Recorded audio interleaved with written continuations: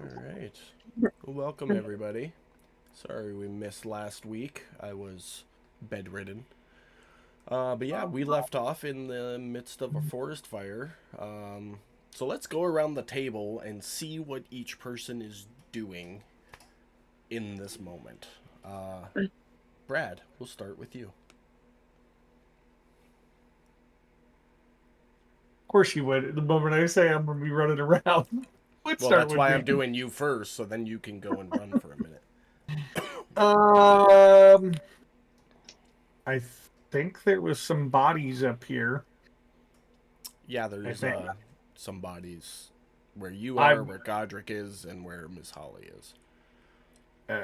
seeing as how big this fire is. I'm going to grab what I can from these bodies before this shit gets too hot.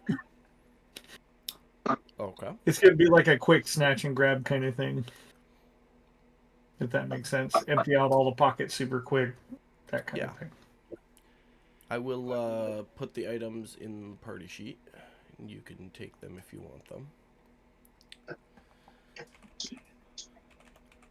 With you taken care of, Miss Holly, what are you doing?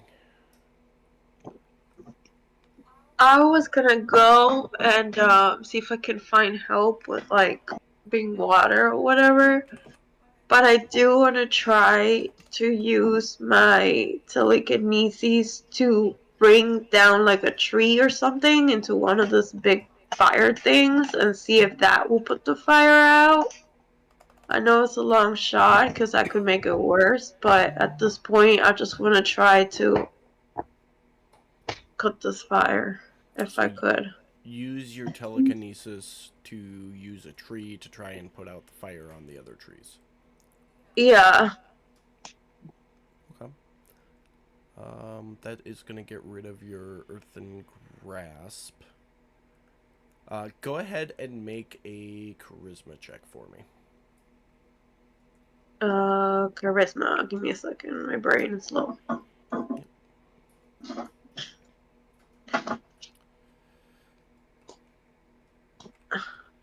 Charisma? Mm-hmm. Straight charisma. Beautiful. With a dirty 20, which patch of fire are you going to work on? The big one in front of my face that it's like burning me alive. Okay. Oh, look, he got little. That gets a good portion of it out. The tree you are currently holding up with your telekinesis is smoldering, but not on fire. Okay.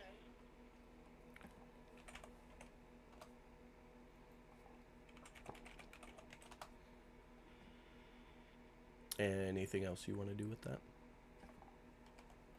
Hold on, because this is 10 minutes, right? Yeah, So it I lasts for can't do 10 it minutes. again to like another tree? No. Yeah, you can keep doing it if you want. To another tree? I mean, to another tree. To another fire? Like to another tree to another fire? Okay, so you're just going to keep doing that. Yeah. Okay. While you're working on that, Fitz, what are you doing? Um,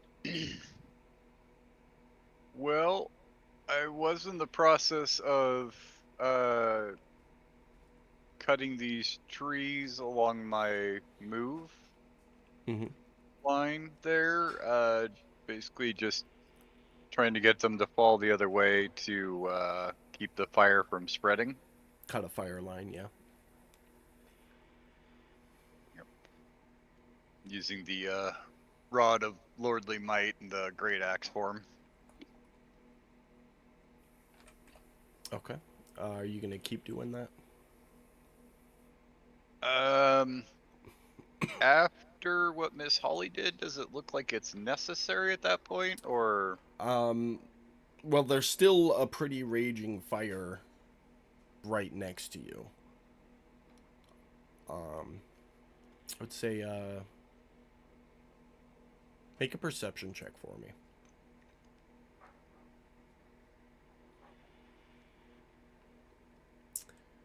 Probably not necessary where you are, but you can see the cliffside up by where Godric is pretty well ablaze. probably better suited to help up there. Okay. Well, in that case, I will make my way up there.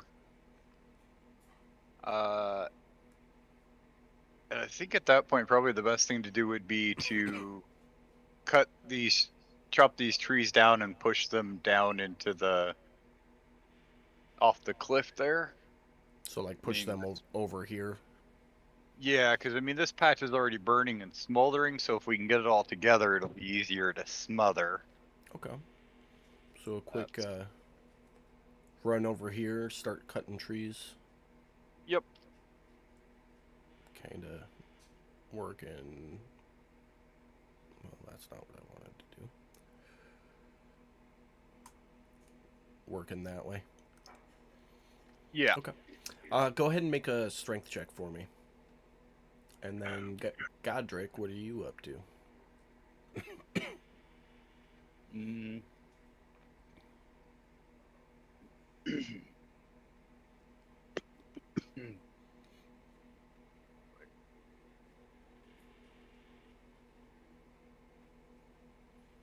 I mean, does it look like what Fitz is doing? Pardon me.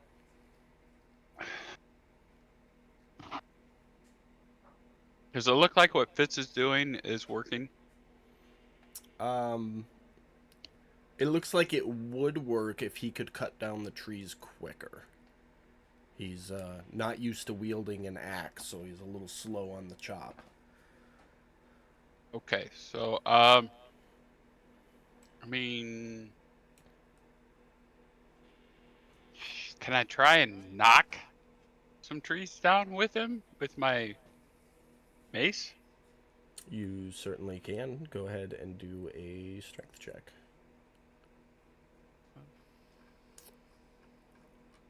Miss Holly, I need you to roll a straight d20 in the chat box for me.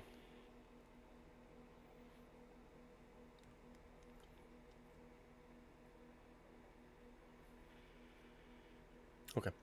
Just making sure. Make sure you mark off a spell slot for your telekinesis.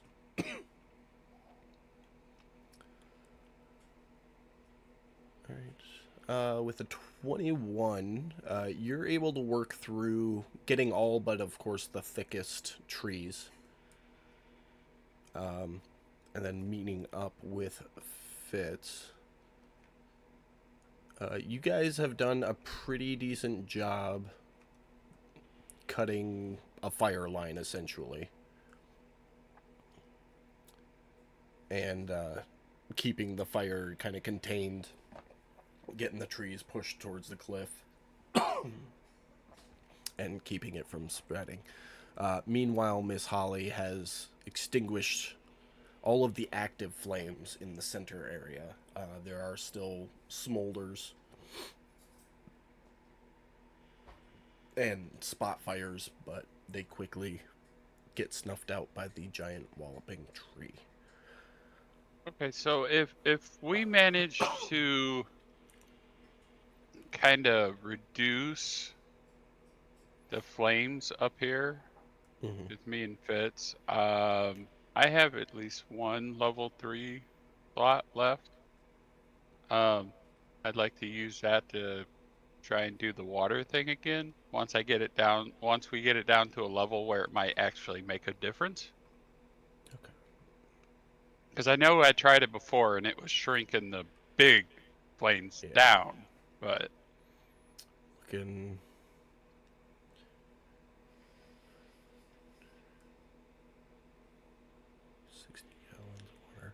Okay. Yeah, doing that would get rid of about half of that right now. okay. Just mark your spell slot. Yep, just did. And of course, Miss Holly's still going to work with that tree. She's got 10 minutes. I'm gonna make her roll one more time.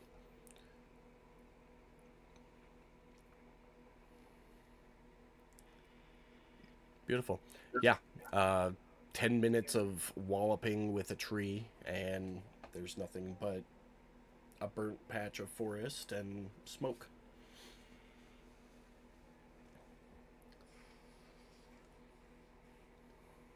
Alright, well, I figured by now the spiritual weapons probably dissipated. If it only lasts for 10 minutes, then yeah. Yeah. All right. Alright. So,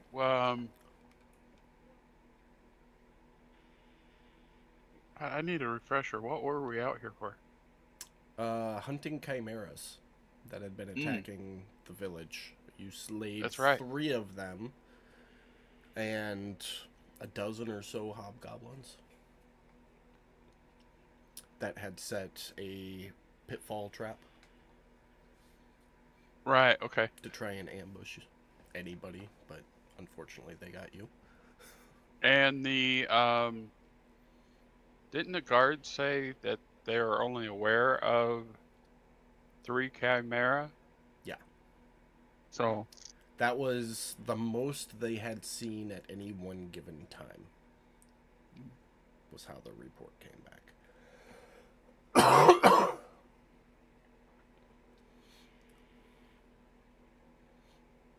So what do you guys want to do? Fire extinguished, chimeras and hobgoblins slain.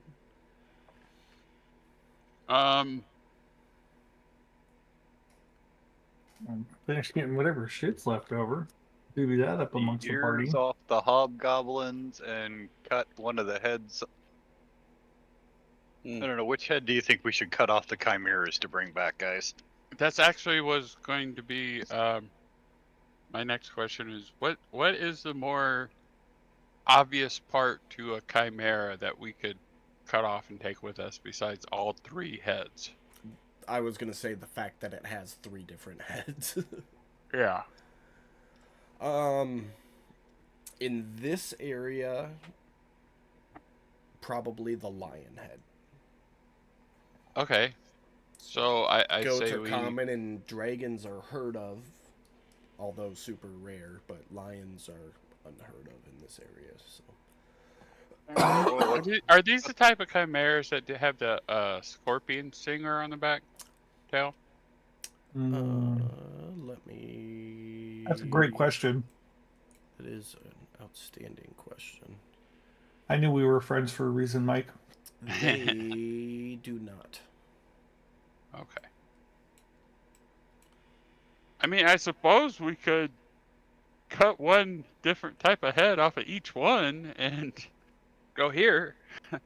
He gave you a head of each, but See. No.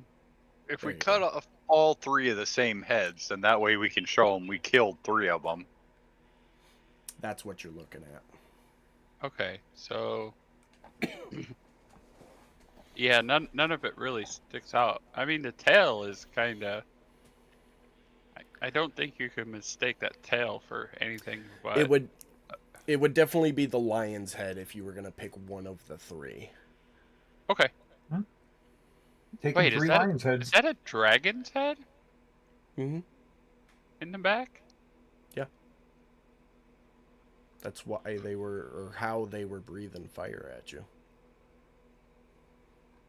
Okay.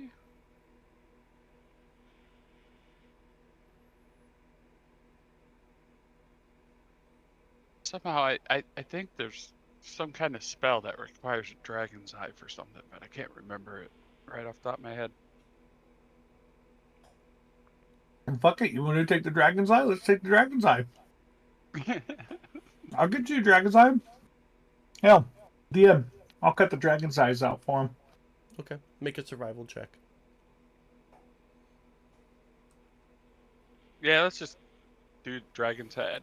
And if he wants to pop the eyes, then we'll move on. Kind of feel like there's something that can be done with dragon's eyes. I just can't remember what it is off the top of my head right now. Are we taking all 3 of the lion's heads? Or just one?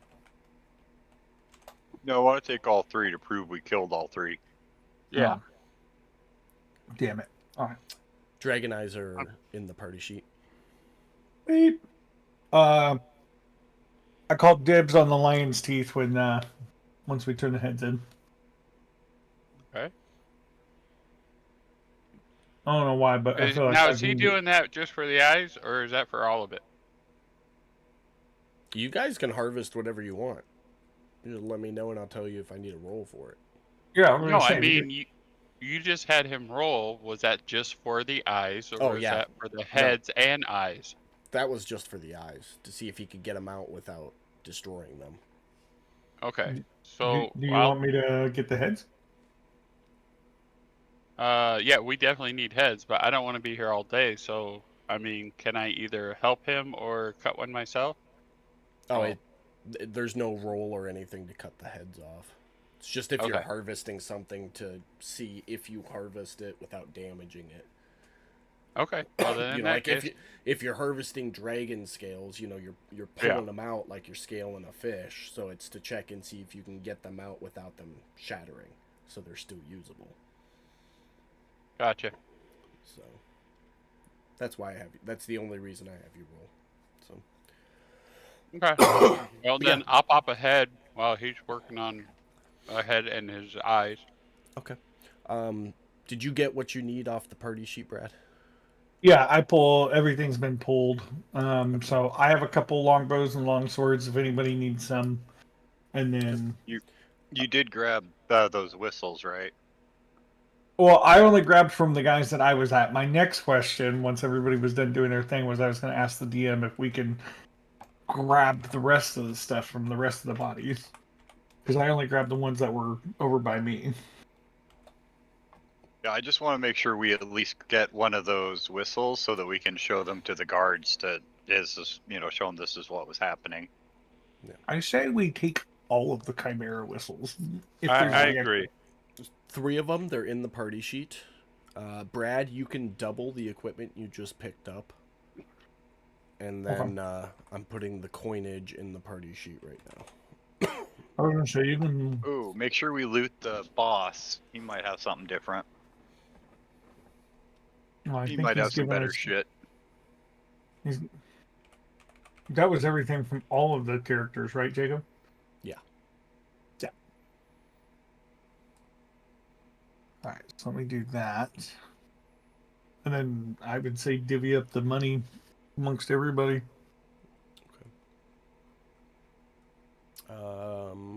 The boss did not have anything different from the rest of them. Well, that's just poor leadership. The coinage gets distributed 132, 22 copper, 20 silver, and 26 gold each. Oh, wait. I take that back because Fallon and Sir Fluffy Butt were on there. So, Fitz, go ahead and transfer Sir Fluffy Butt's coinage to yourself. And I will put Fallon's back on here to be redistributed at a later date. I forgot he was on here. Fitz, do you want one of these whistles? I just want to make sure we have them to show the guards. All right. Well, I have 3 of them, so if somebody would like one, feel free to ask. You know what? I'll take one. All right. I will take one. I will put it in storage in case it's ever comes to being needed. There. I put one in there for you. I got it. Right. I mean, I'm personally going to carry one because you never know. So that came out to 28 copper, 25 silver, and 32 gold each. And then Fitz got an extra portion, we'll say, for Fallon. Okay, so I say we head back to town and let the guards know what happened out here and give them our proof. Yeah. And Yeah, let's do that. Okay. Oh, Fitz, do you want one of these long swords while we're going back? Just in case we no. have another runaway sword moment. I mean, I've got like 3 different swords now. Oh, hold on. I just want to make sure so we don't have another runaway sword moment. Yeah, see, now I'm gonna have all my swords made with those gauntlet chains on them. All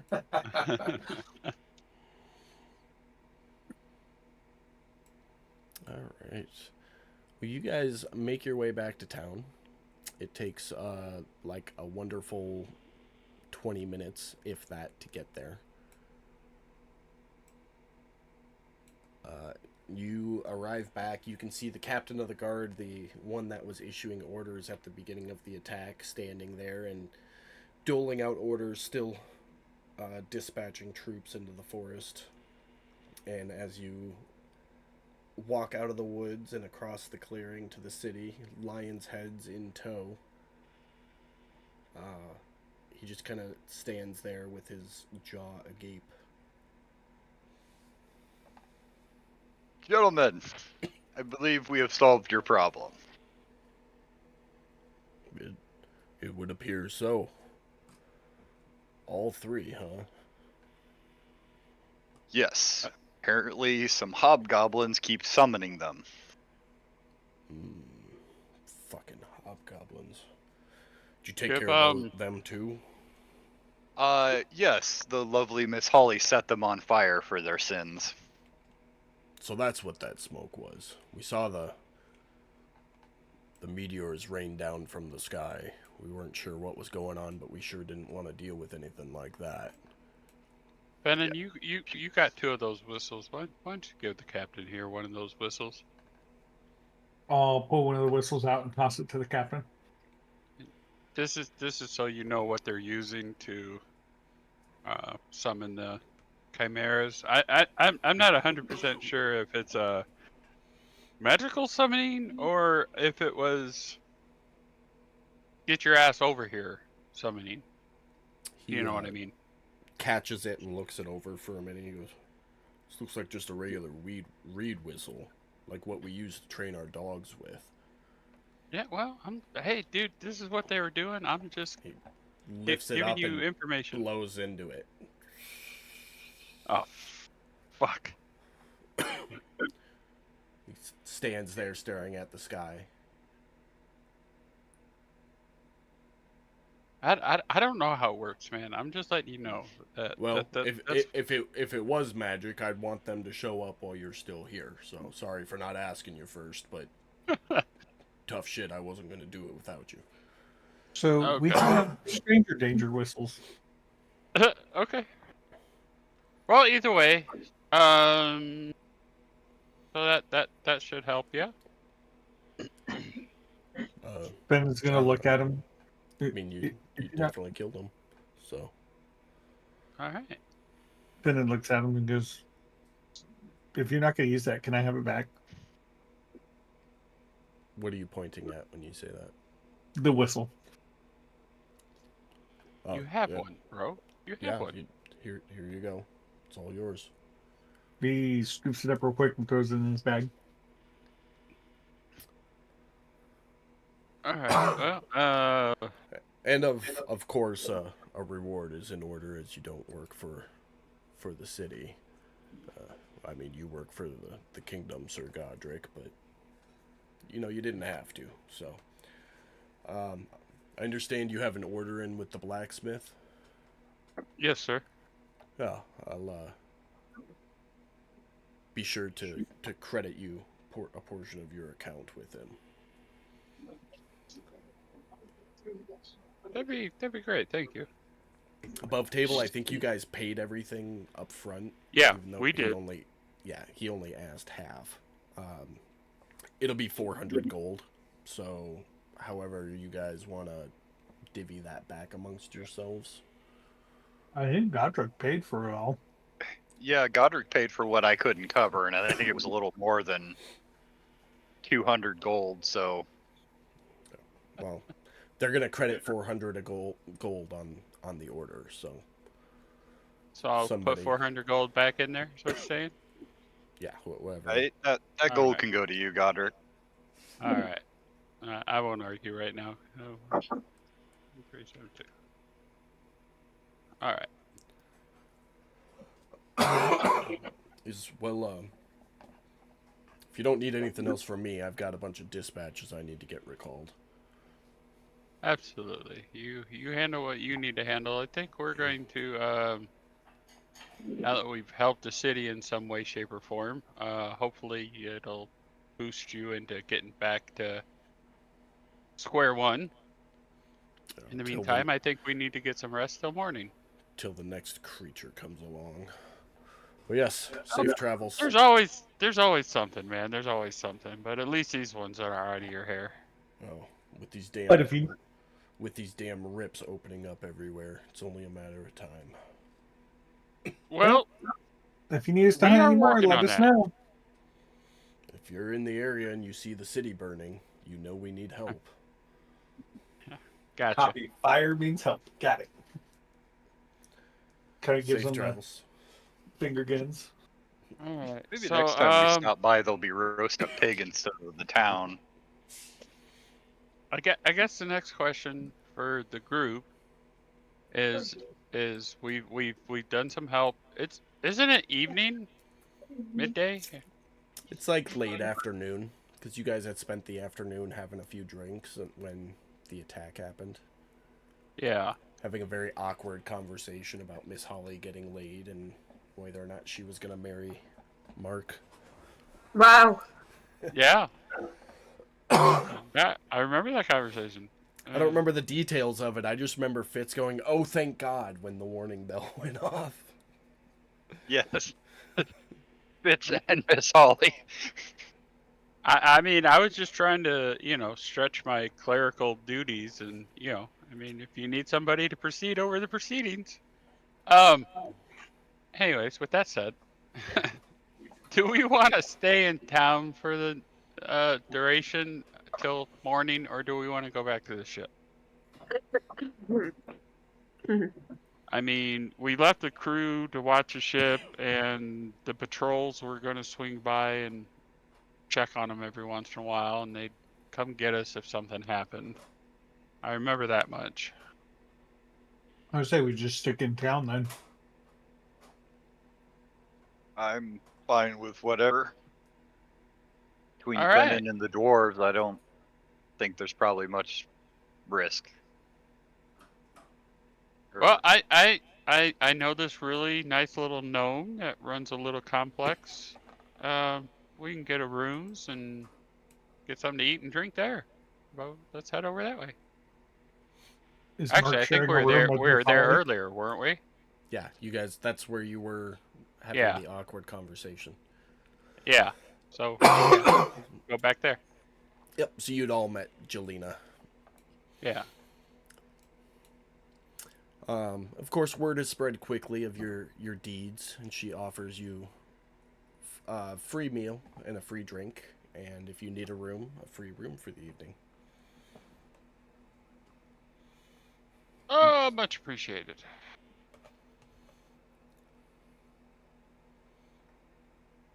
All right. And at this point, if nothing's gonna happen, then it's eat, drink. Tag says something about a nightly show. I guess we could stick around for that, and then go to the rooms and get this some sleep. complex doubles as a whorehouse, so yes, there's a kind of a boudoir type show to advertise the girls and boys and. Hello, praise you all. I mean, Is it like busy here right now or no? It picks up as the night goes on. Guards getting off duty and arborists getting off duty, lumberjacks getting off duty. It fills up pretty quick. By the time any of you would be ready to go to sleep, about the time the sun goes down, it's nut to butt. It's like a little bit on a Friday payday. Okay. That was a reference for Brad. So. I know what you're talking about. So I'm guessing there's a bunch of drunken people here, yeah? A good portion, yeah.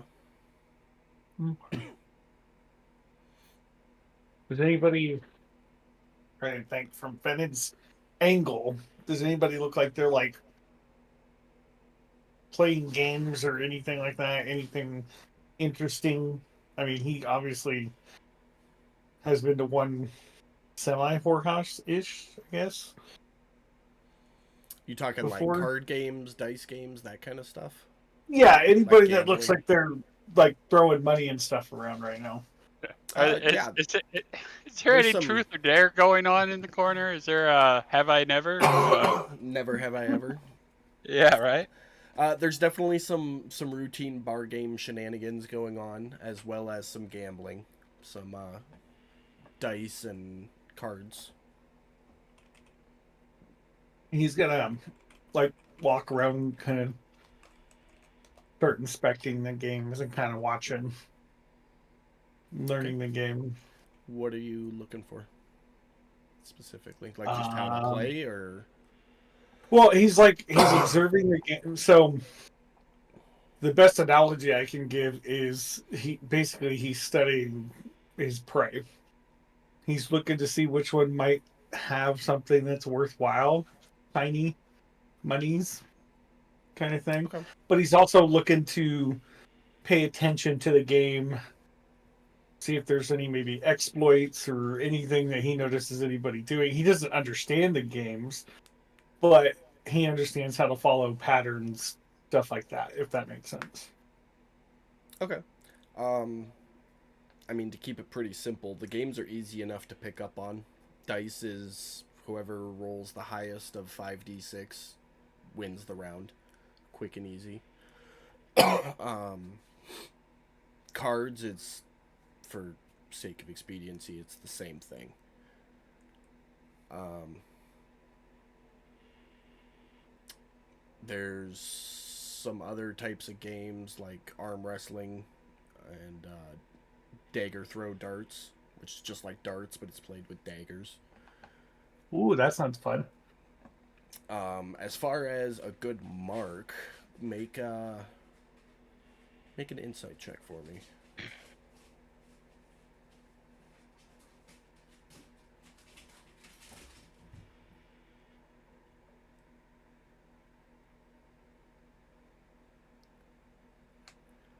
There's definitely a drunk person or two. Some have more coin than others. Um, the ones who tend to have more coin tend to be less intoxicated of the bunch. And as you work your way around the bar, keeping an eye open on everything, you notice another game, which you hear somebody say is called Dwarven Roulette. And Dwarven Roulette. Dwarven Roulette, and you observe that 6 mugs are put on a spinning table and spun around. 5 of the mugs have ale in it, and the 6th mug has firewater in it. And you take turns chugging mugs, and whoever hits the firewater mug has to pay for all the drinks. So it's just a drinking game, essentially. But whoever hits the firewater mug has to pay for the round. Okay. I would like to go observe the dagger throw game. Okay. It's played very similar to darts. Each player gets 3 throws. Wait 1 second, I'm reading. Okay. Yep. Each player gets 3 throws, and it's kind of DC based, but it's you take the highest of the 3 dexterity rolls. So it's like you and I, if you're playing against an NPC, you and I would roll off dexterity, and then it's best of 3 rounds, essentially, for the winner. Whoever just gets the higher dex roll is essentially the winner. Yeah, but best out of 3. Gotcha. And then you bet on it. He would stand there for a little bit, kind of observing, waiting to see if anybody would notice him standing there. Kind of like acting like he's the new guy. if that makes sense. Yeah, I mean, people definitely pass a glance at you from standing there, but I mean, they're all there with friends and coworkers, and nobody really bothers you. I guess more so he's kind of looking to see if anybody's gonna think he's an easy mark, like easy take his money kind of thing at this game. Does that make sense? Yeah, Maybe nobody's even doing it, but there doesn't seem to be a pool shark in the midst, if that's what you're getting at. kind of. Yeah. It's very much if you want to play, you step up and say you want to play, and somebody will come up and play against you. Well, fuck it. He'll step up and say, "I want to play." Okay. Wonderful elven fellow will step up and say, "I'll play ya." All right. He'll look at the elven guy. Looks like we just throw daggers. Is that all we do? That's it. Whoever gets closest to the center out of 3. You stepped up, you get to go first. Okay. I will make a throw. What do you? I don't know what you want for the throw. Just a deck. Yeah. So on your actions tab, your dagger +1, you have a thrown option. Just roll to see if you hit. Drop it right. Oh, that's how we're doing it. I thought it was the actual like dex check. Well, for you throwing a dagger, you've already got it coded onto your because you're proficient with it. Got it. So you just want an attack roll, basically. Yep. Okay. He will purposely, like, not get it close, if that makes sense. Get it on the outside edge. Yeah. Okay.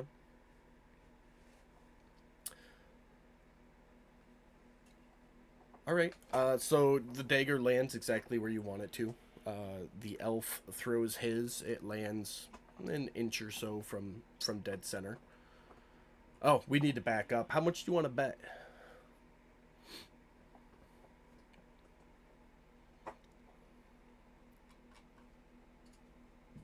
You still there, Brad?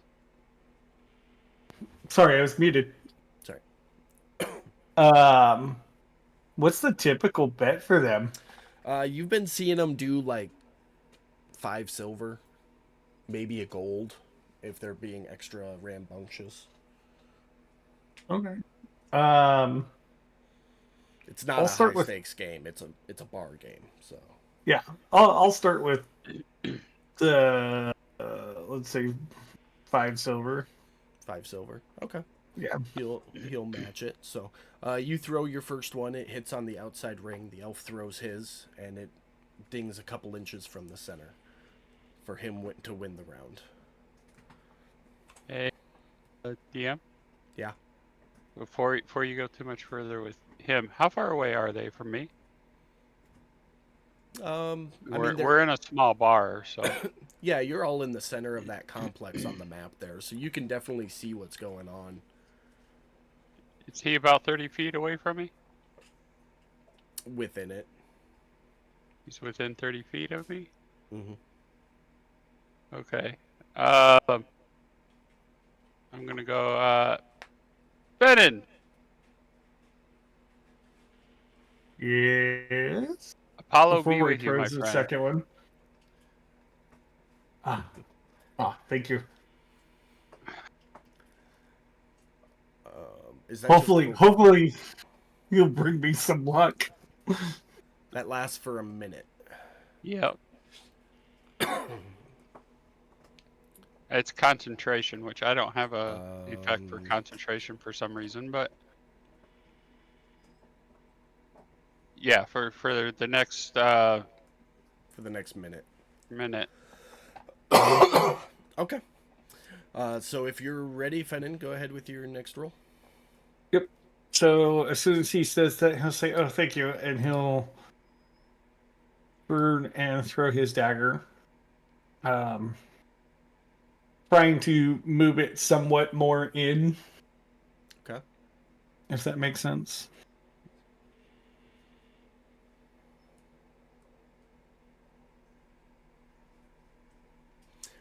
You hit dead between the center of the target and the outside ring. He throws and nails dead center. Yes. Well, that's a game right there. It'll be 5 silver, please. Man, It's all here right. you Takes an go. experienced hand. All right. Who wants to play him next? And the elf steps back. Small gnomish fellow will step up. He go, yeah, I'll play him next if he's got a gold to go. He'll pull out a gold piece and say, Is this what you're talking about?" That would be a gold.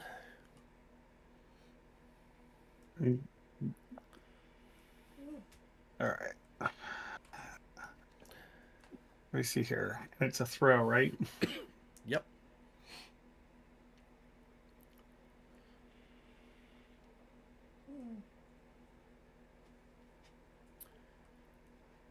Are you aiming dead center? Yeah. Okay. So you go to throw yours. It hits dead center. He goes to throw his, and it does like the 2 arrows hitting the same point thing. So both daggers hit dead center for a tie round. It's quite a good throw you got there, buddy. What? He kind of shrugs. Yeah. You can see him sitting there, like, juggling his next dagger. He goes, whenever you're ready. Oh, okay. And he's gonna go for dead center on the one that he. Are the daggers still there, or did we Yeah. pull them?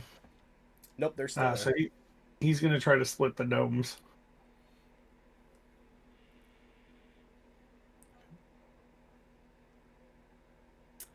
There are now 4 daggers, all poking dead center on the target.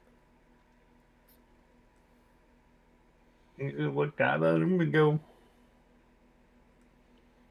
I guess we're both that good? Guess so. Kind of shrug. It's alright. We'll just play sudden death. At this point, we go until somebody misses.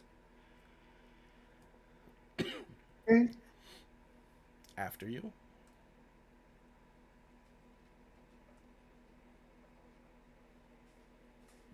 Ooh, you might get me on this one. You go to throw them. And his... As soon as you release yours, he releases his. And it just barely dings yours to a half-inch off center as his slaps right in the center, winning the round. Hey, I thought we went on turns. I threw after you threw. Okay. That was the only rule. Double or nothing. Double or nothing it is. Your bless has ended at this point. That's fine. I'll go first this time. And I kind of set it back. You what? I got slots. Can I give him another one? If you want to. You would know that it ended. Yeah, absolutely. He chucks his first dagger, and it hits about a half-inch off center. Did you take it out, the effect off, or is it still there? I didn't No, take it there. off, no. Okay. Well, let me drop it. We'll see what happens. Good. Yours hits dead bullseye round to you. Yes. Must be He's a little gonna luck for you. Look at the little guy. Be like, dang. Winds up and throws his second one. Dead center. Yours hits about a half an inch off center. So it's 1-1 on the rounds right now. Okay.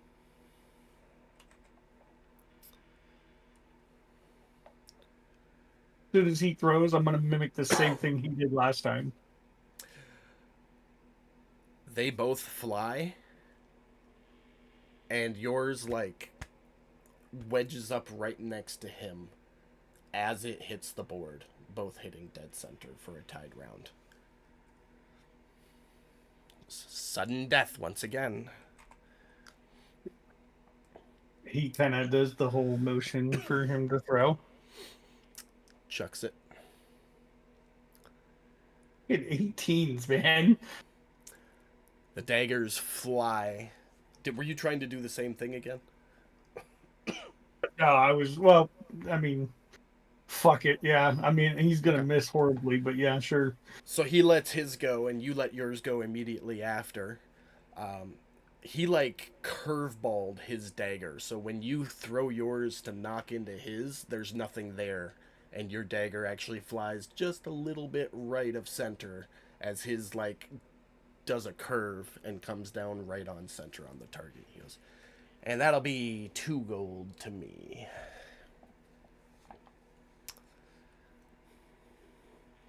You're pretty good with a dagger, though.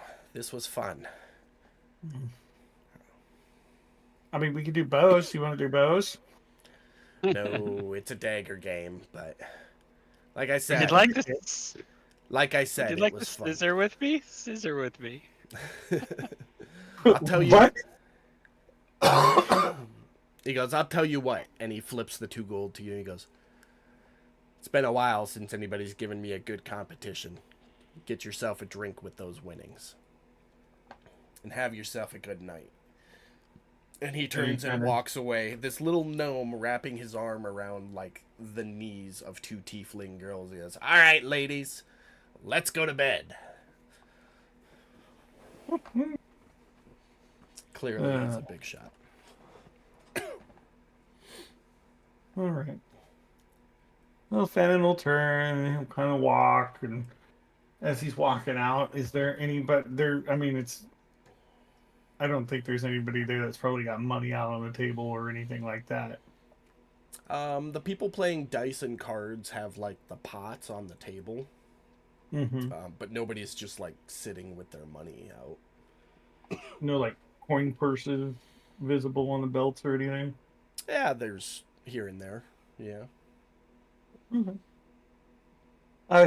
He'll walk up to one of the other games, kind of standing there, find somebody with coin purse, kind of look around, and he'll, as they're like paying attention to the game, he'll kind of like bump into him and tap him. Okay. Kind of like he's taking the purse, but not actually take the purse. Kind of seeing what the reactions. Okay. Roll a D100 for me. Not even a sleight of hand? Damn. That's coming. This is to see who you're bumping into. Oh, okay. I'm like, damn, man. Now roll a sleight of hand. Shoot, hold on. Oh, dice, why you do this?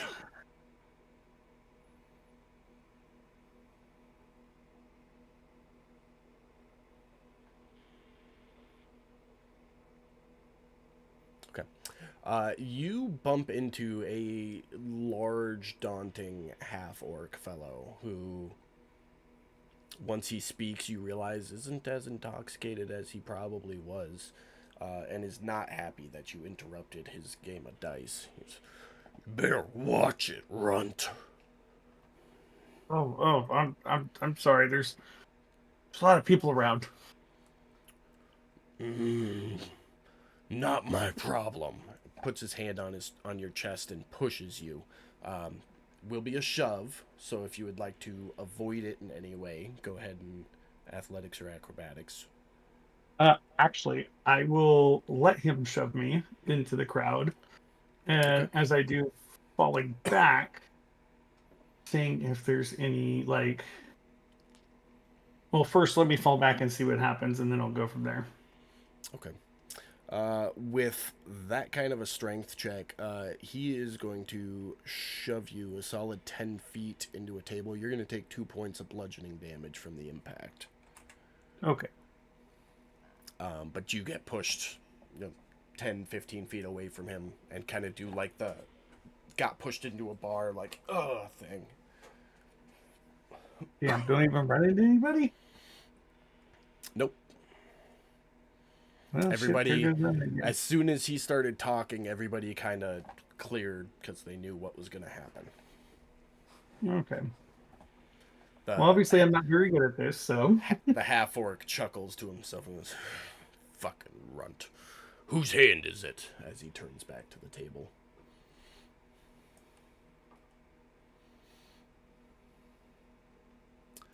You know what? Fuck it. As soon as the crowd comes back by, I'm gonna walk back by and I'm gonna fucking take his coin purse. Fuck this guy. Didn't you already do that? I bumped into him to see what his reaction would be.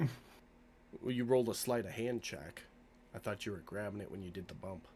Oh, yeah. Fine. Yeah, I'll roll with that, yeah. Okay.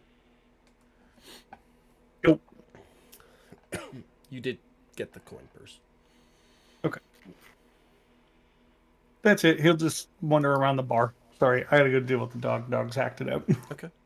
Anybody else up to anything? I'm just enjoying the food and the drink and watching the goings ons. Same. Fitz?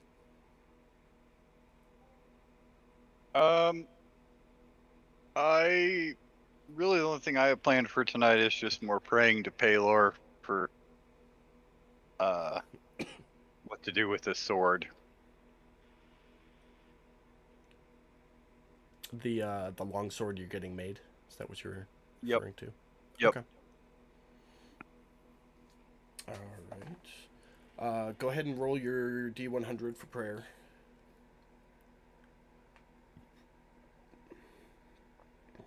And Godric, I'm sure you're going to pray, so roll your D100.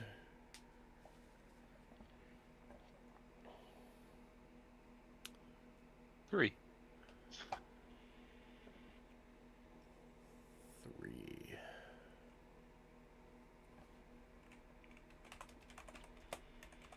All right. I got something for you, Godric. Fitz, your prayers go as they normally do. Anybody got anything else they want to do before you all turn in for the night? I'm good. I'll go turn in for the night. Okay.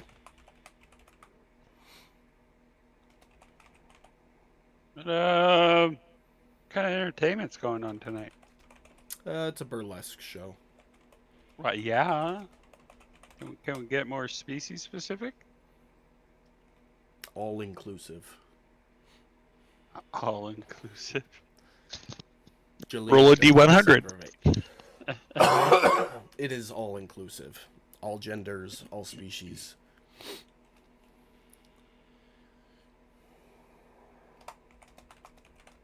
Okay. Well, I mean, I suppose there'd be a pretty Goliath woman around here somewhere. I'd go up, say hi.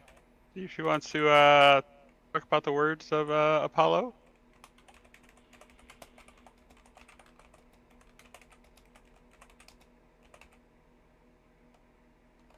Sorry, typing. You do that. Yeah, there's a good old Goliath courtesan. And she has no interest in actually hearing the words of Apollo, but she says, for the right price, I'll listen to whatever you want to talk to me about. Oh, that's not how this works. That's not how this works. Guess I go to my room alone. Well, suit yourself. It's more like suit yourself. And then she walks off. God, I'm so glad I said no. All right. Well, if nobody else has got anything, you all, even though there are a lot of noises going on, get a long rest for the evening.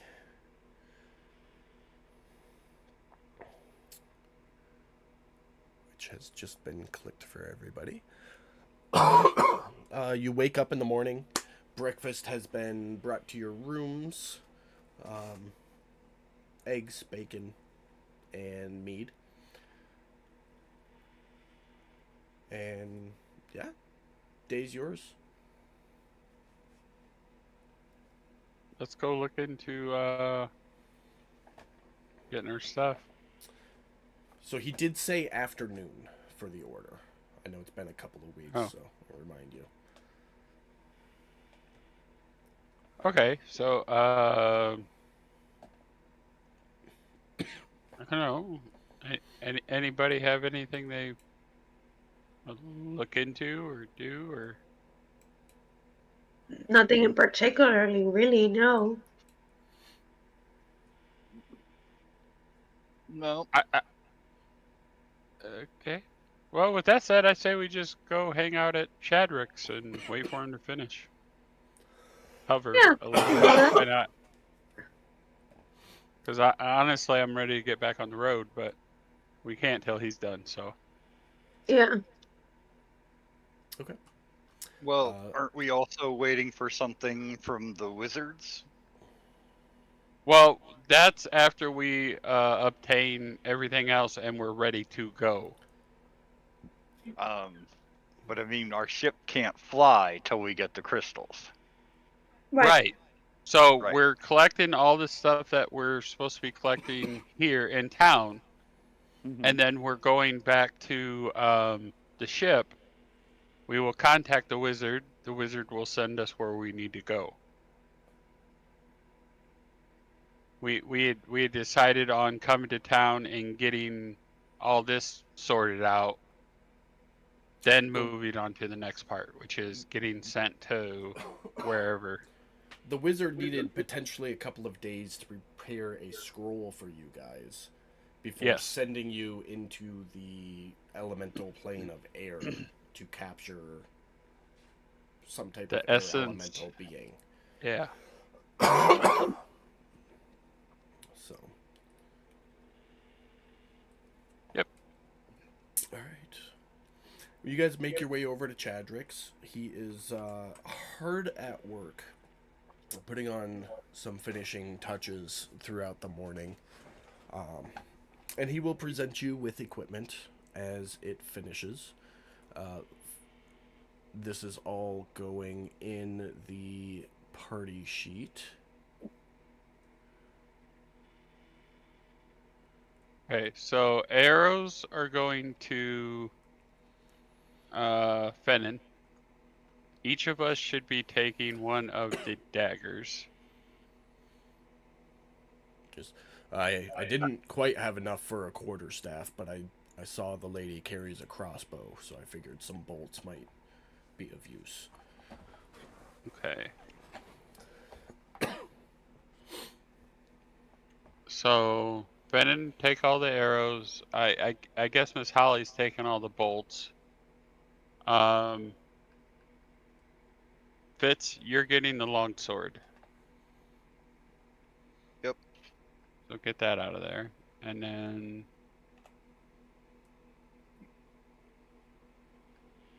I put those The bolts other- on your inventory for you, Pam. Thank you. and then one dagger to Miss Holly and one to Fennon. Because Fitz got the sword. I put the dagger on there for you as well. Now make sure you guys look at the information for all of these, particularly the last paragraph. So for the bolts and the arrows, they are one use. That's it. Well, it's once they've done the extra damage, then they just turn into normal ones. For the daggers and the longsword, because they are made of bone, there is a chance they will break every time you use them. But the longsword's not technically made of the bone. The bone was just used as a carbon to make the iron into steel. Trying to remember from like a month ago now. So yeah, I remember this. He wanted the we weren't sure if this was going to work, but he wanted the bone that was going to be used for the longsword to be turned into dust, and mixed in with the. That's right. He wanted a like a hybrid. An infused Yep. type thing. Okay, so what we'll do then is that. Okay, longsword's been adjusted. Won't break, but when it hits, it'll do a little bit less.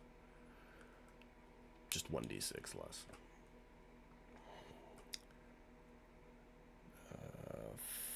Fennin, you gotta grab that dagger.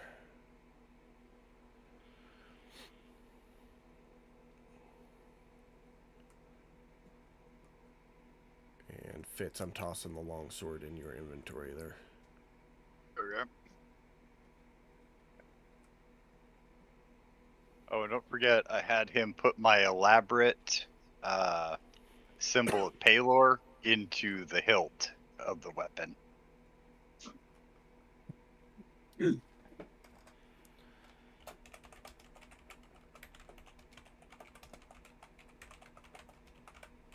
Doesn't actually do anything, but Yeah, no.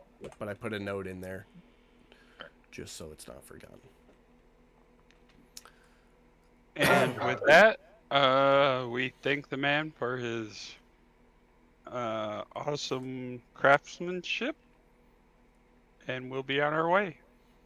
He thanks you for your patronage, settles up the account with you guys, and bids you safe travels and happy hunting.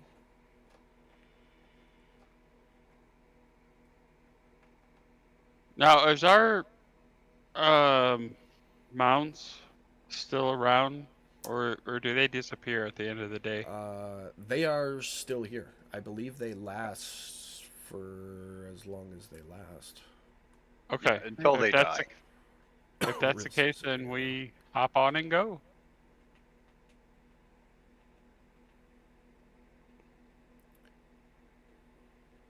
Yeah, they last until they die. So, okay, yeah, you guys mount up and head back to the ship. It is easy travels, no issues, and you make it back to the Lyra. One piece, no issues. Putting you on the map.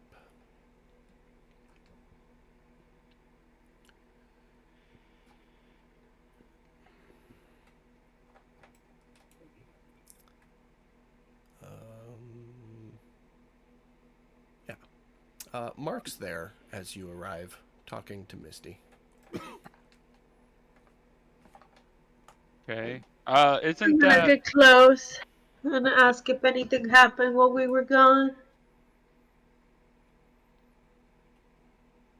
Who are you asking? I'm sorry. Mark and Misty, if anything happened while we were gone. Misty will, no, it was all quiet. Mark just showed up to check in. Lucky you caught him. that purple rectangle? Yep, isn't that where the bone was? I'm working on it. Okay. I'm gonna get close to Mark and give him a kiss on the cheek. As you lean in, he turns and slips you the tongue. Oh God, so Do aggressive. we see this? Okay. I hope you enjoy snot, buddy. You can all see it. I instantly flip my dagger out and hold it towards Fitz. Eh? Eh? Oh God. Like the if one more person says shenanigans scene. Yep. Yes. Hey Farva, what's that restaurant you like? Shenanigans. Oh.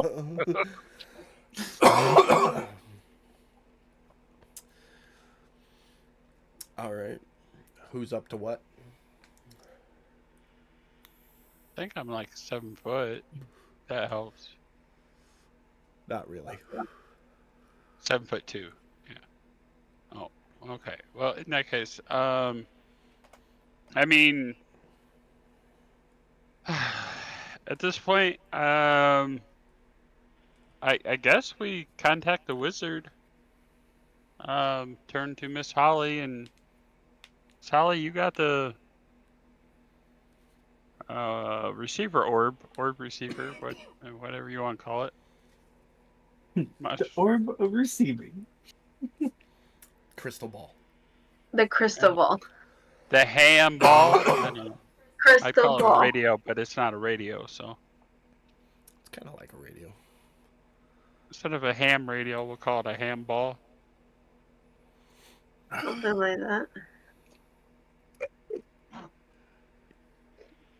Yeah, contact the wizard, see if they're ready for the scroll or the what we need, and if they're ready to ship us off. Yeah. Do that. So you pull out the crystal ball and sit down and start scrying on the wizard. And excuse me. Takes a minute for you to zero in, but you do zero in on her, and the connection is made. What do you want to say or do?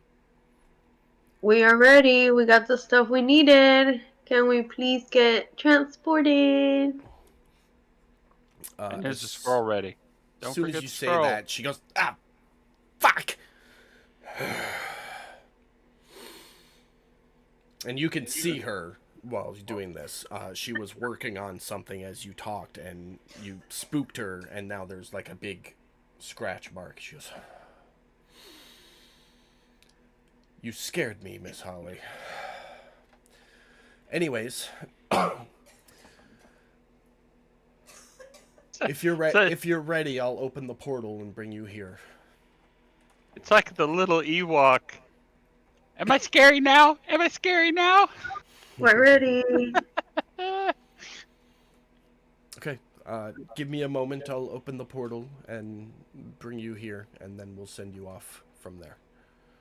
Okay. I had an idea. I would turn to Misty before we leave. Misty, would you like to come with us for this adventure? If you want me to, I don't want to Well, you're. be in the way. Well, we are looking to head to the air elemental planes, and if anybody would know strong, weak, good, bad, good idea, bad idea, I would assume you would have more knowledge on that than the rest of us. Maybe Well, you could help us pick out the appropriate target for this. Yeah, I can help with that. I don't want to get in the way. Oh, you haven't been in the way before? I doubt you will now. Oh, okay. All right. That's settled then. Once we're ready to go, it will be one extra. Providing everybody wants to go. Fallon steps up with his newly regrown limbs. I'm ready. That's not up to me or you, bud. I think that's up to your poppy. I look at Fitz. Oh. Sorry, I had a Cheeto in my mouth. Well, I mean, if, he doesn't go with us, how's he ever going to learn? Okay. Well, I'm just saying, I'm not making that choice. And I'm not letting him make that choice since you're his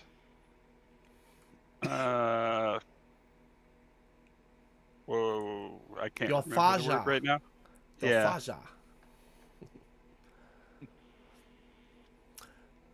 As you're talking, a large portal opens up in the front of the ship, very similar to the one that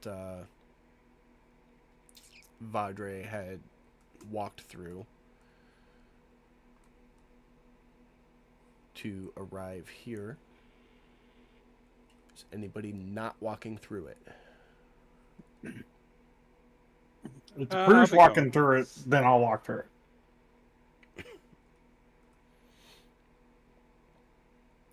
All right, so everybody walks through it.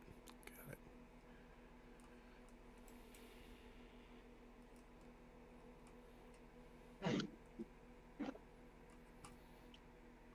Mark will give you a kiss goodbye, Miss Holly, and then remain behind. Okay.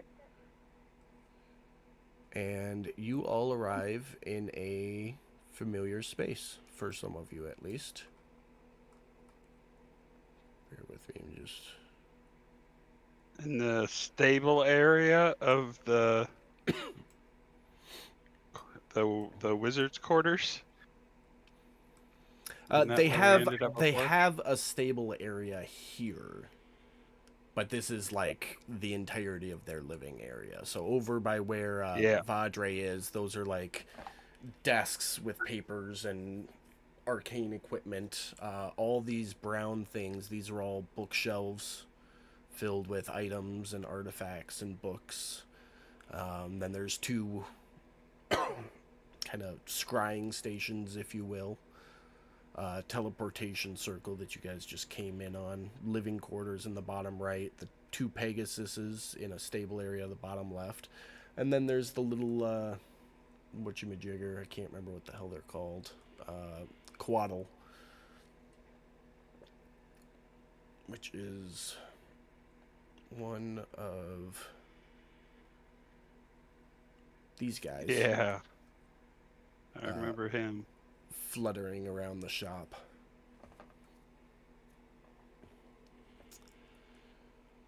Vagris will look at you and... Welcome. If you've been here before, you remember the rules. Don't touch anything. If you haven't been here before, there's only one rule. Don't touch anything. Come in. I look at Fennon and Fitz and say, there's no space for interpretation with that rule, by the way, because I remember what happened last time. So do not touch anything that they don't tell you can touch.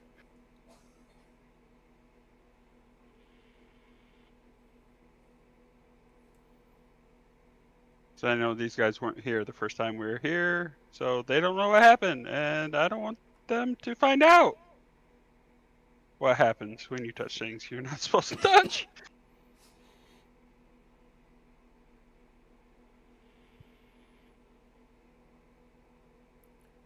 Sorry, just double checking one thing. As you finish that and turn back, Vagris and Vadre are over at a workstation working on a scroll of some sort. As you approach, Vagris will hold up a hand and then slowly bring it to her lips as if indicating be quiet as you approach. I would follow suit, walk up to where they're at. Okay.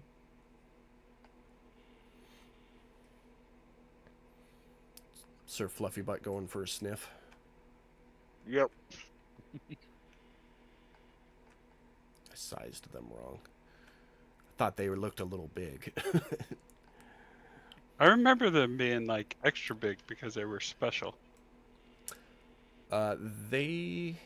Something about them being the last two, I don't know. That was something like 85 weeks ago, 90 weeks ago. So Right. because we're on episode 78 tonight, and then there were some weeks where we didn't play, so probably about 90 weeks ago. All right. Fallon and Misty are just going to kind of hang out over here and keep an eye on things. Miss Holly, Fenton, what are you two doing? I would say that I would have been sticking close next to Fitz. Okay. Because not like Fitz and I have ever gotten into too much trouble next to each other. Okay. Miss Holly? Other than him lying to Miss Holly. I don't know what you're talking about. Mm-hmm. Miss Holly, what are you up to?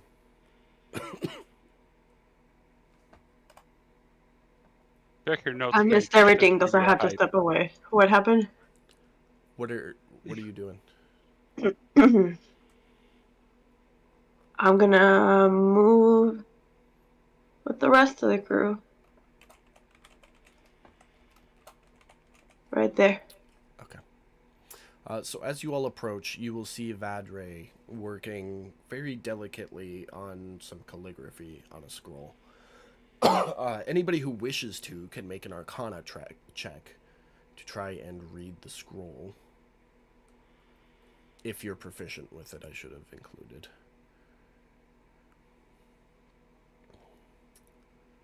18. Miss Holly, you can make out the words Soul Cage at the top of the scroll. And as you read a little bit further down, you'll tell that this is the Trap Elemental scroll that was promised.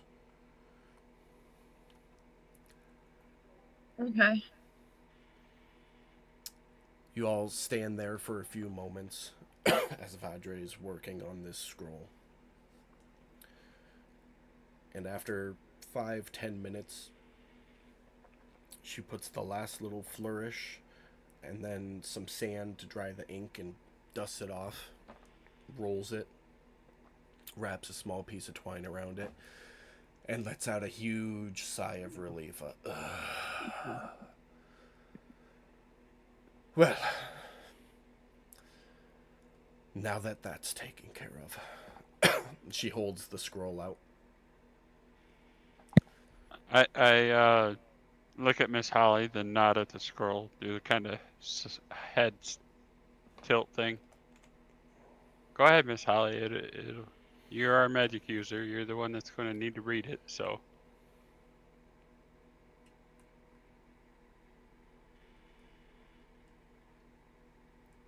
Pam? I cannot talk right now. I'm kind of choking a bit. So, Okay. we can imagine the conversation, or not just go the same way to Godric over here. You take the scroll. Got it. Yeah, I do the thingy and then I grab it. Yeah. Okay. So you take it, open it up, look at it. It is indeed a scroll of Trap Elemental. It is a level 7 spell, which will simultaneously require a gem worth at least 5,000 gold pieces.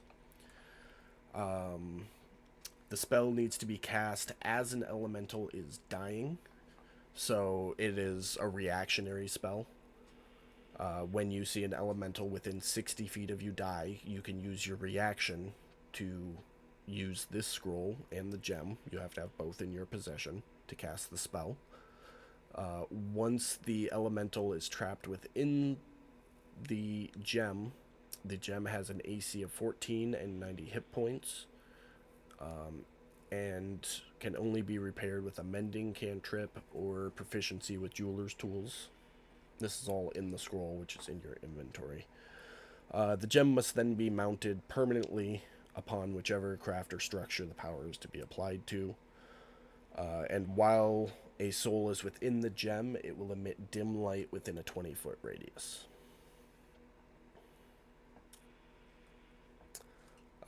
After taking the scroll... Go ahead. Once it's trapped, is there a expiration date? I would ask the wizards. Or is this permanently forever? The power will last as long as the gem lasts. As long as the gem is not destroyed, the power will be there. The downside... I just want to make sure we don't have to, go refill this thing every once in a while. Go get gas, if you will. Yeah, no. Once you've got it, you're good. The downside is I was only able to produce one scroll, and you have a large ship. You're going to need an actual genie in there to power your ship. A simple elemental won't cut it. We need a what? A djinn, like her dad. Cool. Capture her dad. Got it. Or any air djinn. Kill her dad or somebody of her dad's stature. Got it. Kill her dad. Got it. Got plenty of brothers and sisters from what she was saying that we could easily enslave. Yeah, but you know what? I think she deserves She had also explained her family tree. Her brothers and sisters are Genasi, which might cut it, but you won't know until you get them back to try. The only safe bet is a Jinn. Right, which is her father or aunt, uncle, older second cousin, I guess, maybe? I don't know. Kind of racist to assume that all air Jinn are related, isn't it, Godric? Well, I'm wagering that her dad's family is Jinn. So, It doesn't mean they're all related. oh, well, I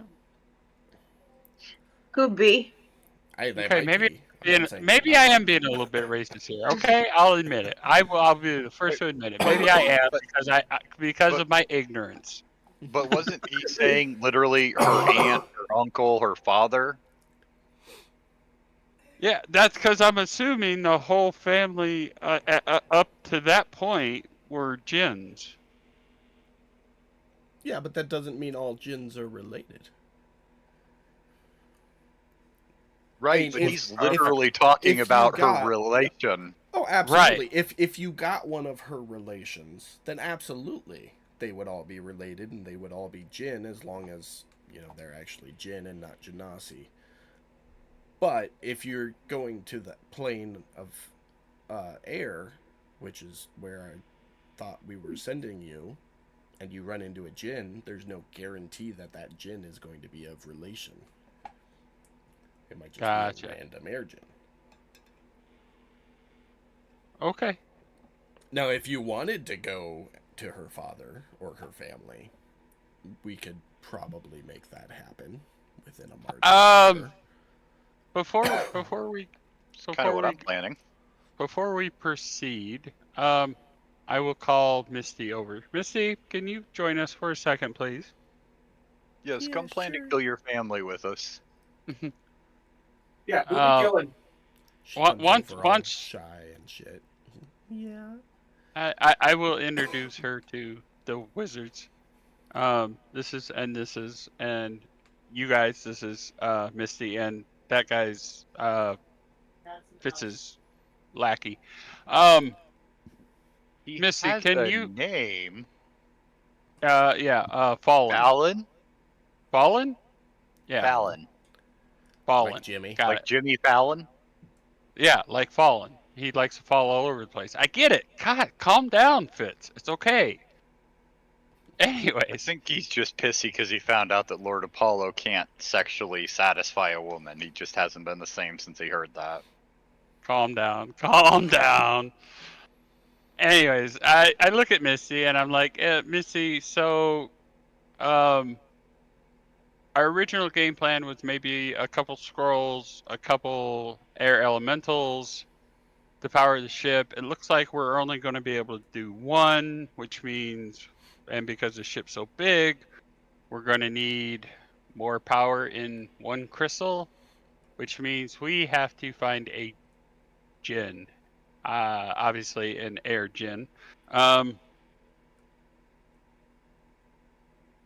You're from the plane of air, right? Air elemental plane? I'm from the Feywild. You guys have seen my home. Yeah, but I thought the little floating island was part of the. No, that's where I was born. That's in the Feywild. It's the home my father made in the Feywild. He came from the plane of air, but that was a long, long time before I was born. Okay. Well then, I look at the wizards, and is it air Jinn possible to hunt down in the airplanes? Anything's possible. It's just a little bit of luck and to know what you're looking for. Okay. Or can you send us to the Feywild for a little bit? Yeah, it's just another plane of existence. Okay, so guaranteed to find an airgen in the Feywilds at her place of birth. Possibly even get her powers back. I don't know. I'm just saying, above table, if we go back to the Feywild, I am getting Ernan, and we are having that big ass battle that we wanted to have fucking months ago. Right? I will make this an epic Lord of the Rings moment. God damn it! Or option 2, we go to the plains of air elemental plains and possibly have to hunt down an airgen. But since we're going to the air elemental plains, it's highly likely we'll be able to find something air related that might actually work. Whereas the Feywilds, there's only one option, but we do know where it's at. I vote for the one where we castrate and enslave Misty's father.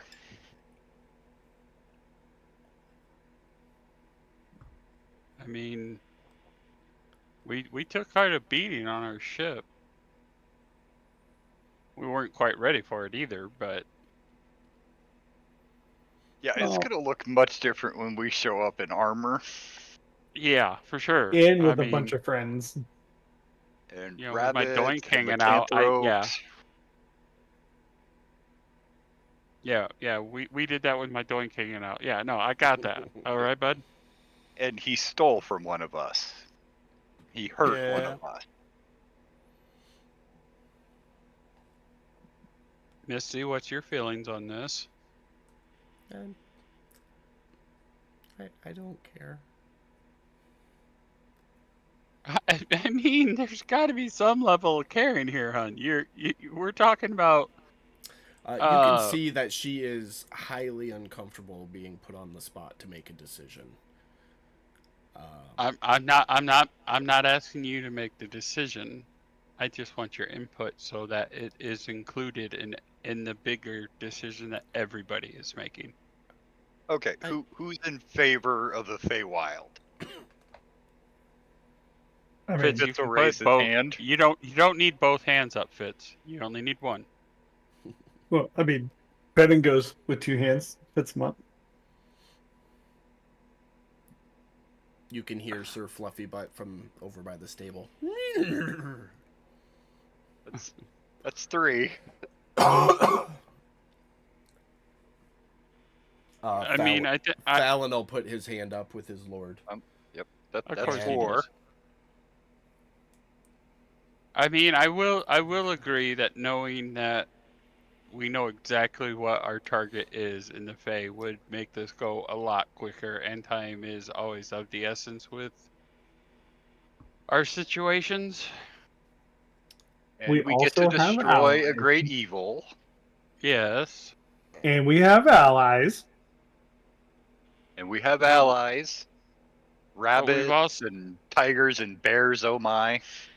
But we've also barely came out by the skin of our teeth in getting into situations that was way over our heads. That's what concerns me with the for sure option. But that's never stopped us before.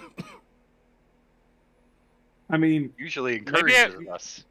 So let me ask you this: why did we come out by the skin of our teeth? By our teeth? Because he caught us off guard when we weren't expecting it. That situation, or there was the dragon that was trying to wipe us out. Well, yeah, that's when you had your episode and had to go kill him at that moment in time. Yeah, if I'm not mistaken. Well, I mean, yeah. We were warned that we shouldn't fuck with him. Yeah. So the first thing we did is we went and poked him with a sharp stick. Sounds like the group's ready. Miss Holly, your input. Just so that we got everybody's input before this decision is actually laid out. I'll translate. Yeah, Miss Holly, just cough if you agree. Okay. Yes. Blink 1 for yes. Unmute right. twice for no. Do you have a How preference, Pam, on if you want to go to the plane of air or back to the Feywild to hunt her dad? I would like to go to the Feywild, but I feel like that is Misty's choice, not mine. Now we're back to the right full circle. I mean, I'm just Getting saying Misty's, getting Misty's input on this. I mean, it's whichever, but I feel like the person that should be making that decision is the most uncomfortable one that we're here for, and it's Misty. Well, Pam, that's kind of your fault for playing her all skittish and shit. Okay, so hold on, give me 1 second. Let her slip into the Misty role, and she'll talk. We can go. We can go to the Feywild first and see if it's there. Okay, Misty, that sounds really good. Yeah. There you go. I'm sorry, I didn't hear what she said. Could you repeat that? Sure. I will say that Misty would, with a hand on her dagger, be like, just know that if things go south, I won't let him take me again. Absolutely. Okay, so let me rephrase that. Just so you know, if things go south, I will not let him take me again. Okay, I understand, Misty. It's okay. Just making sure I'll keep my hand here. And she points at the thing. Fallon will step up next to her and be like, just stay next to me, madam. I'll protect you. Thank you, you kind sir. Okay, now back to Holly. Okay, so let's go. Fitz, get Look your at- boy. Look at the wizards. Well, I guess the choice is made. Hey, what? He's a good kid. How close can you get us to the floating island of the Jinn? Because we're not going to be able to take the ship there. They will do you one better and roll out a map of the Feywild and ask you to indicate where you would like to go. Okay. I vote. If we're gonna go fuck with this dude, if y'all want to be, go ahead.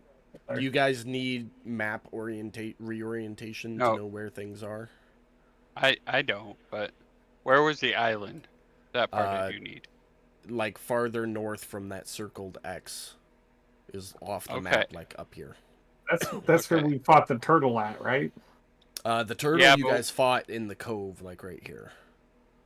But right here is a city that has flying ships, doesn't it? The Eladrin with their flying ships, yep. And then this Okay. is Erdan's tribe cave. And then the Herringon are at the Beasthide Burrows here. Right. Okay, so if we Senalizes, if I'm pronouncing that wrong because I suck at pronunciations. Senalisi. Senalisi. Yeah, if we head Now there. say that without sounding like an Italian plumber. Senalisi. If we head there, we could possibly, what's the word I'm looking for? Rent. I don't want to say take. Commandeer. No, I don't want to say commandeer because that's like taking it from somebody. Tactically borrow. No. It's Like, called tactically reacquiring, okay? Pay somebody to Rent? rent a ship, or possibly even them take us. Charter. There we go. Charters, that's Yeah. Charter. Charter. Hey. That'll work. Rent, borrow, or stew. We'll make it I happen. was thinking acquisition specialization, but yeah, charter's fine. Yeah, maybe we can charter a ship to get us around to But the where we need only to go. problem with that is that they depend on these guys for their bottled up air elementals for their ships. I was wondering if anybody was going to remember So- that fact or not. So they're not going to want to help us go up there and kick the living shit out of them. Okay. So we'll have to acquire one if we want to go at that rate. Okay, so we could look into purchasing one? A small one? Because we don't need a big ship like we have now. We just need something that will carry the 6 of us up there.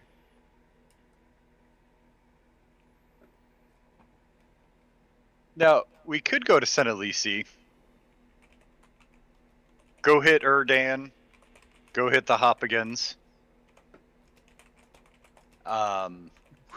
You want a world war this? Fuck yes, I do. Well, I want yeah, a but you Ranger know made that king go up there to start battle. problem with that is the leader of the Herringons is in the material planes with her daughter, remember? We brought her. The leader, she was just an elder. Okay. And the other aspect of that is the Herringons, and if I remember correctly, the Erdan's Lycan people were trying to be pacifists, trying not to get into fights. That's going to be a really hard sell. Because all these people wanted was to be left alone. They weren't trying to be pacifists. They were trying to conquer their bestial nature. They still eat meat. Wait, I don't even know why we're discussing this. Brad, you are Erdan. Were your people up for a fight, or were they just trying to be left alone? Erdan was all spoiling for the fight before we left, and then you're all like, no, let's play nice. Let's let the evil fester. That won't come back to bite us in the ass, I'm sure. Just like dragons or dragon bitches being sent to other realms. It happens, okay? That was a spider bitch. Thank you. There you go. And frankly, the look on Jacob's face when that happened was well worth whatever trouble came after. Well enough. So you have to remember, Erdan's people were only hiding because, like you guys were saying, the spider bitch, and they were being hunted at that point. I believe when we left and we finished above table, when we finished Erdan's arc, he had gone back because he had made a safe place for his tribe. And so he was going back because there was half of them that wanted to embrace the bestial side and half of them who didn't want to. So he was going back to make sure everything was okay and lead his people per se. So I don't know that we ever established the fact of whether or not they wanted to hide from everybody or not. I would say at this point, because some of them were known for hunting down the others, that it's pretty well known that the Lycans are there. So the hiding was only because of the spider bitch, and that was the ones who didn't want to bend to her will. So they're not in hiding. They are living a peaceful village life with the stigma of being Lycans. So that's why they stay there, keep to themselves, do their own thing. There's the key. There's the key, though. Keep to themselves. Never any conversation about would you fight with us if we asked or anything like that. So you would have no... Erdan, you would have an idea because you traveled with him. But as far as the rest of them go, you would have no idea until you get there and ask. Yeah, I mean, if the Jinn and the air people aren't causing these people any problems, I just don't see them wanting to get into a fight with him. We have a reason to get into a fight with him because of what he did to Misty and what he does to his offspring. But I kind of feel like it'd be a hard sell for the Herringons and the Lycans. And obviously, the people of Senelisi is not going to want to because that's their power source for their flying ships. I personally don't think, and this is just from what I know, I don't think it would be that hard of a sell to the Lycans, in the fact of that their whole premise was their tribe, protecting their tribe, right? And they were being hunted and everything else, which is why everybody kind of helped. And now you have this group of air genasi that are being hunted, i.e., Misty, who got hunted down and had her powers taken from her. They're being enslaved. They're being treated poorly, which would probably very closely relate to the Lycans. Okay. Right? I So can don't follow you on that. think that would be too hard of a sell to them in the sense of, hey, we all kind of helped each other out. We're calling on our people right now to balance each other out.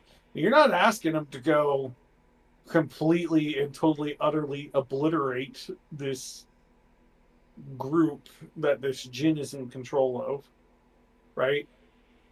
No, we're we after just want the one. Yeah, the bad seed at the top of the food chain. So I don't think it would be too hard of a sell for them to say, hey, there's these imprisoned people that have been hunted and tortured and everything like that. I don't think that would be too hard to sell. Now, the Harringons, I'm not 100% sure on. Well, I remember they were just out hunting. They weren't actually out trying to fight anything other than what was trying to hurt them. So, I mean, the only way I could see trying to sell that is I don't know what the Jinns, or I don't remember what the Jinns. I would probably sell the Hoppingons as, hey, you guys remember when you were driven to the brink of extinction and we stepped in and saved you? You're going to play that card? Why wouldn't I? I mean, okay. All right, so you play that card to get their attention and then say, hey, if any of you would like to volunteer to come, we're not going to force them. We're not this fucking Djinn bastard. Okay, so we got Fennin. Fennin's gonna. Okay, so let me kind of box all this up. If we go, Fennin will talk to the Lycans because he thinks he's got a good reasoning to get them to join. We'll have Fitz talk to the Harringons because he thinks he's got a good reason for him to join. As far as the Senalisi people go, I say we get teleported to Senalisi and without telling them what we're using it for, find some way to acquire a flying ship. I mean, try and purchase a small one if possible. That way we don't have to be taxied around. So here's my Or thing. if we have to get down to it and take one, I mean, leave that as a last resort. With the Senalisi, right? We established that they wouldn't be super big on the Jinn, right? Because they've been provided the imprisoned air genasi, right? Am I recalling that correctly? Say that one more time so I can make sure you got it right. So yeah, they get all of their batteries basically from the genasi. Or from the Jinn guy. So, what if we were able to convince them that it was better than just getting the batteries, but to actually work with the air genasi and show the air genasi that we'd have to come up with a reason as to why it would be beneficial for the air genasi to help them. But if you did that, you'd cut the power out from underneath the Jinn.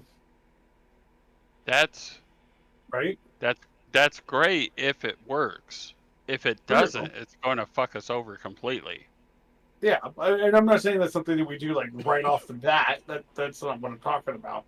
That would have to be an argument and requires studying and observation Okay. and long Okay. periods of time of hunting Now- down your. Question for Misty. Yes. Are you with Of- us, Misty? I'm right Yeah. here. with all your brothers and sisters, I know Maybe you said. don't. I can't. I got it, Pam. Okay. I know. I know that you said that some of them were just total piles of shit and just evil and cruel, right? Yeah. But do you think there are any of them that would be interested in being freed and going out and adventuring and traveling with the people from Senalisi? Like, flying their ships and stuff and just being part of the wider world? Being free. Just simplify it. Probably not. The ones who want to go are gone. The ones who stay are there because they want to be there. Well, that kind of counteracts the statement of Dad keeps them under lock and key. No, I thought he was. he kept me under lock and key. Oh. Okay.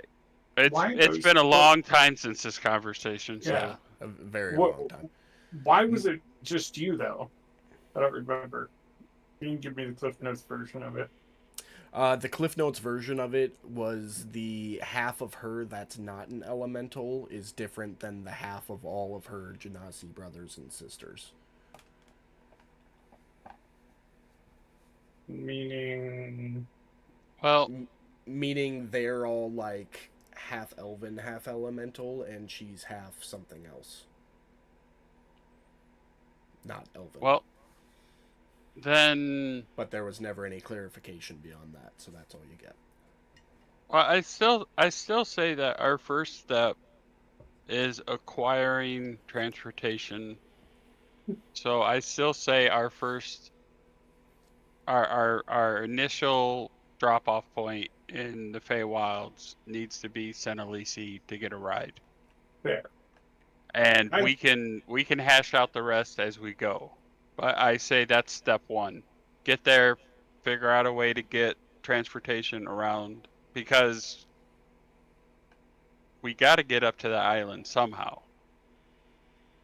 Yeah. And it's a floating island, so that doesn't necessarily mean it's stationary all the time, right? Or is it, DM? It is a flying city. Yeah, but does it move? I can't remember. It can if he wills it to, but There you go. he So he hasn't moved it in decades. Hasn't had a reason yeah, to. but with recent events, I mean, it wouldn't surprise me if he's on guard, because I mean, he came to the ship, took your powers, and left a small platoon to dispatch us, and the platoon did not return. So I'm sure he's done figured out that we took out his platoon. Now, whether or not he's expecting us to come to him or not, I don't know, but I don't know. As arrogant as he is, I don't think he's gonna see it coming.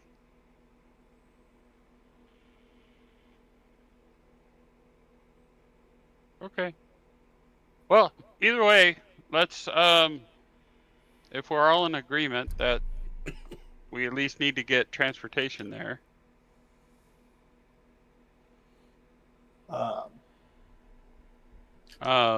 I think we should clarify, bringing up a good point with Misty.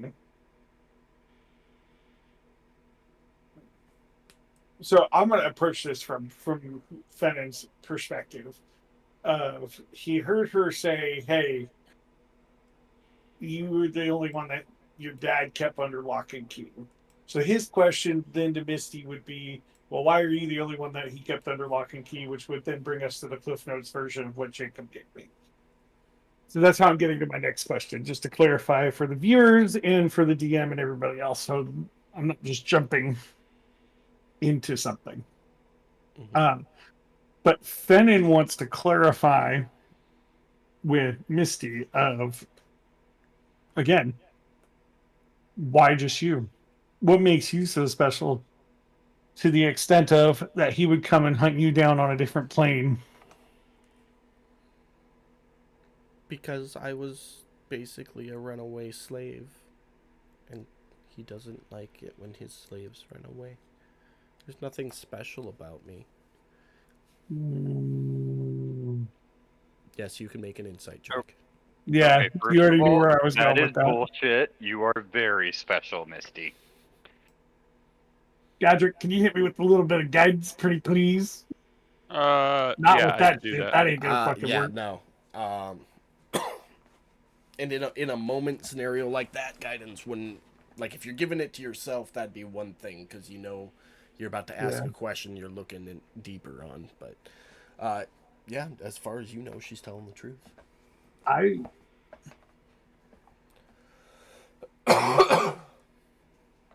Well, as far as I know, she's telling the truth. However, I would still say that I don't think he believes her. To be honest. Runaway slaves, they all run away, but you were the only one that he kept under lock and key, and you're the one that he came and hunted down. Like, yeah, you might be telling the truth. Okay, so you guys started tossing around the phrase lock and key. She wasn't kept under lock and key. She was a slave for intents and purposes, but she was still one of his children. Like, she was allowed to roam and move around the city. She just wasn't allowed to leave like the other Genasi were allowed to. So it's not like she was chained up to a wall her entire life. But she was treated like a slave, beaten like a slave. I believe some of you have seen the scars. And then she saw an opportunity to flee and did. So let me ask a clarifying question, and then I'll leave it up to you to determine whether or not it's appropriate or not. But based on the information that I know, based on the Cliff Notes version that you gave me, which led me to the first question, Fennin would ask, then what's the other part of you that's special compared to your brothers and sisters? I'm half human. Not gonna lie, above table, I'm kind of scratching my head on why that makes her special. So, Like I said, I'm not special. I'm just different. All my brothers and sisters are half elven. I'm half human. That's why I get treated like a lesser creature than them.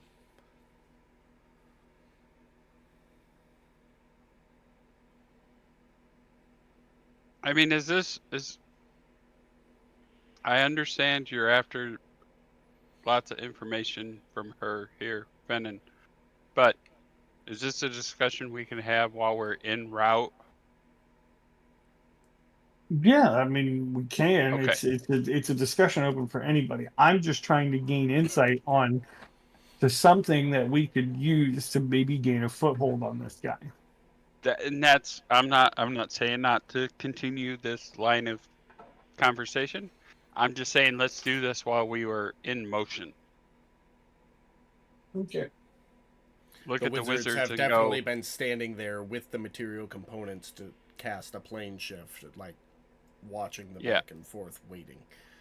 So I will look at them and say, send us to Senalisi. I mean, it's a good solid point in the Feywilds. You should be able to get us pretty close, right? If not there. Hopefully, we don't go tumbling down a mountain. Just a second, let me look up the spell details. I know in teleportation there's always that slim chance of some fuck up, but if you give it's like pinpoint target compared to a broadside of a barn target. Like we are giving them the broadside of a barn. Yeah. If we tell them Senalisi. So it narrows the chance of a fuck up being sent there. Yeah, you'll end up somewhere in or around the city. Okay. Then let's do this. Let's get on the move. Get transportation and I mean if yeah, let's just do that. We can talk more after we go. Because now I'm holding this up talking. Alrighty. They will have you go to the teleportation circle and join hands in a circle, placing a bunch of the necessary requirements to cast the spell. Might I recommend leaving Sir Fluffy Butt, or dismissing him and then just resummoning him there.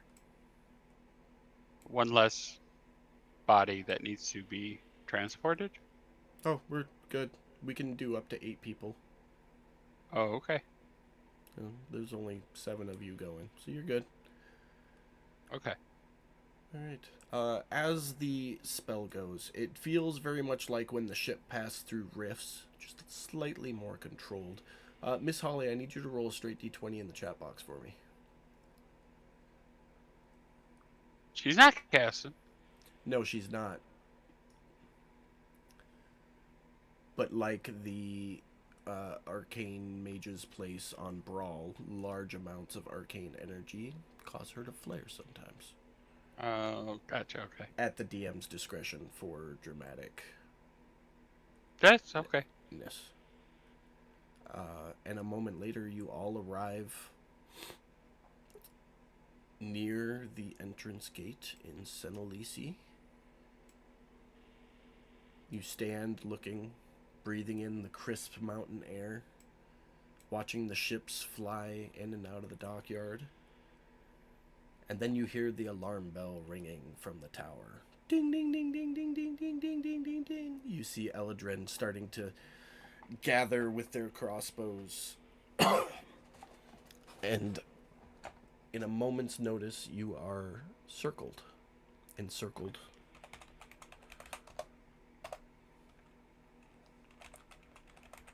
You are currently surrounded by Summer Eladrin, a fiery red color. I'll put a couple of tokens on the map here in a second.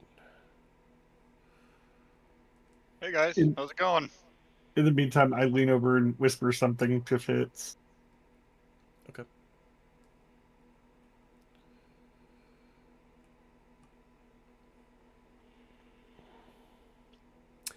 There's more than just the 4, but I'm just going to put 4 there for right now.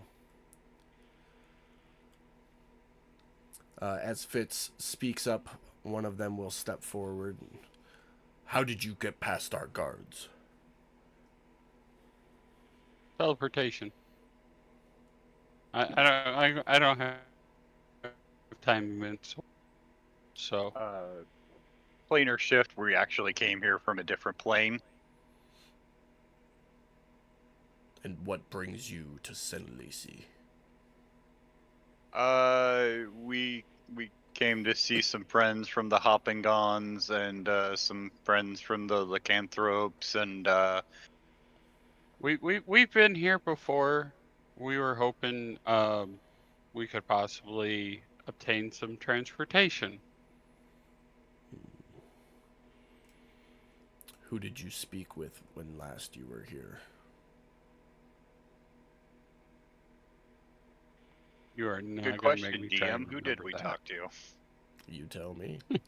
I don't know. They took it to some tower with the pictures of the warlocks and somebody important, real high up there.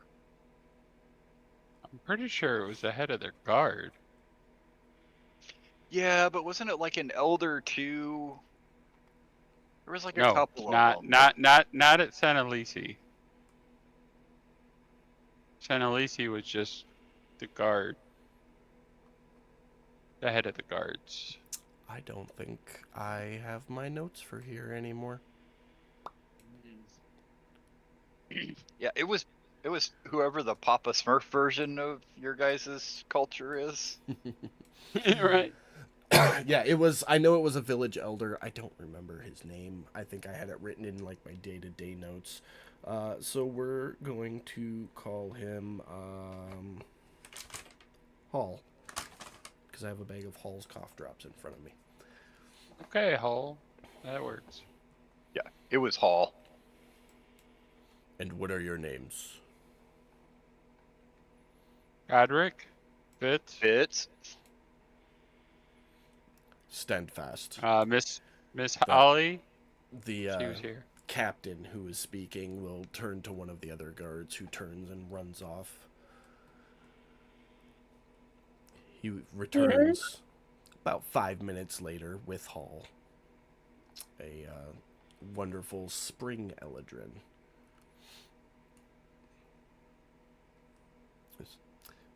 Yes, I know these ones. You may stand down, all of you.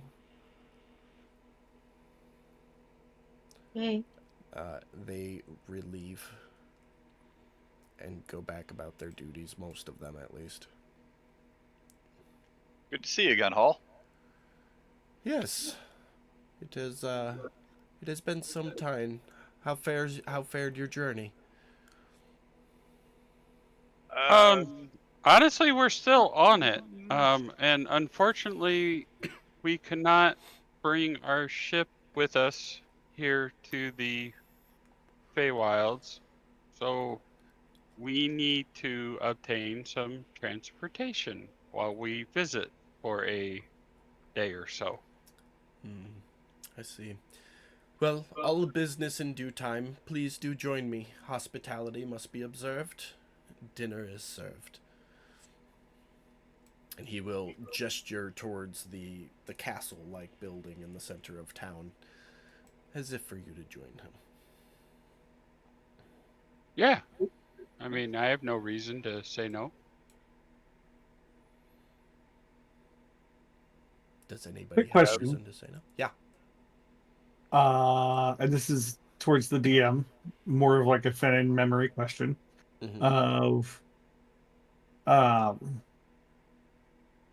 do people respond bad to him as a bugbear? You don't know Here? because you lived a secluded life in the brush. With that said, if you check your effects, you will see that you are still disguised as an elf, I think it was. Yes, I am quite aware of that. As far as Okay. the Eladrin specifically go, you do not know how they will respond to you, because you never interacted with them.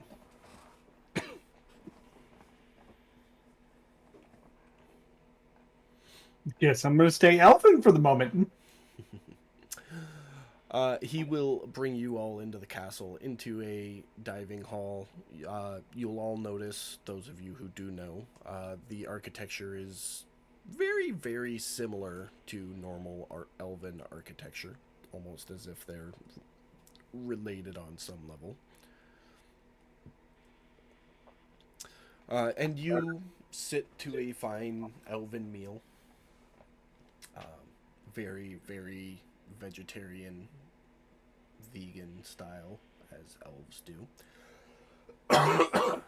In this particular region, at least. Yeah, the meal concludes a short while later. You've all had your fill. And he leans forward and goes, "All right. Now that the pleasantries have been observed, we can discuss any business you might be here for."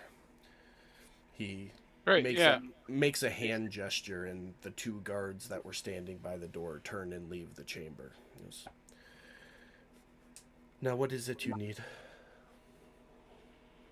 Like I said when we first arrived, transportation. Just a ship, a floating ship large enough to cover our group. Whether it be buying, renting. Yeah, I don't want to assume anything about, the way you guys run things around here. So, but you get the idea of what we're looking for. Of course. Unfortunately, we're not in the habit of selling or renting out our ships. They are exceedingly hard to create and maintain. However, I'm sure I could persuade the council to loan you one in exchange for a glorious deed that you perform on our behalf. Do Well, you I don't have know about. something in mind? I did, actually. See, since you traveled to the swamps have become more manageable. We've been able to travel through them, collecting many of the old plants that we used to. Unfortunately, since we're able to travel through there, so are other creatures. And there's one particularly nasty hag who keeps giving us all sorts of problems. And it would be most appreciated if she would leave us alone. I mean, I'm sure you can tell by our deeds. We're not exactly in the habit of just murdering random people. Oh, I didn't say murder. I just want her to leave my people alone. By It's whatever a perk of deems the you hag. find necessary to get her to agree to. Hags do like their deals. No, trust me, you're better off killing the hag. Oh, be that as it may. They The like point their is- deals because they always come out ahead. The point is, she's in one of those little walking huts, and we can never seem to catch up to do anything about her physically, and she won't deal with us due to some slight one of my ancestors gave her some millennia ago. Basically, we're Okay. shit out of luck, and we need somebody else to deal with it for us. Okay. The next question I have is, if you can get the council to agree to us handling the hag, us using the boat, can we use the boat to do the job? And in the off chance we don't finish the job, you're owed a boat and we bring it back. If we do finish the job, we can just let you guys know we finished the job and we can move on. That way we're speeding the process up here for everybody. Don't see why not. Of course, I'll have to send a couple of our men with, and you just, if you're successful in the swamps, you just drop them off on your way back. I think that's manageable as I look around the group and see if there's anybody who says nay. I mean, sure. As long as they understand if something happens to them, it's their fault, not mine. We'll be sending guardsmen with you. They are more than aware of shit happens policies. I was like it. more talking about you, big guy, not them. What?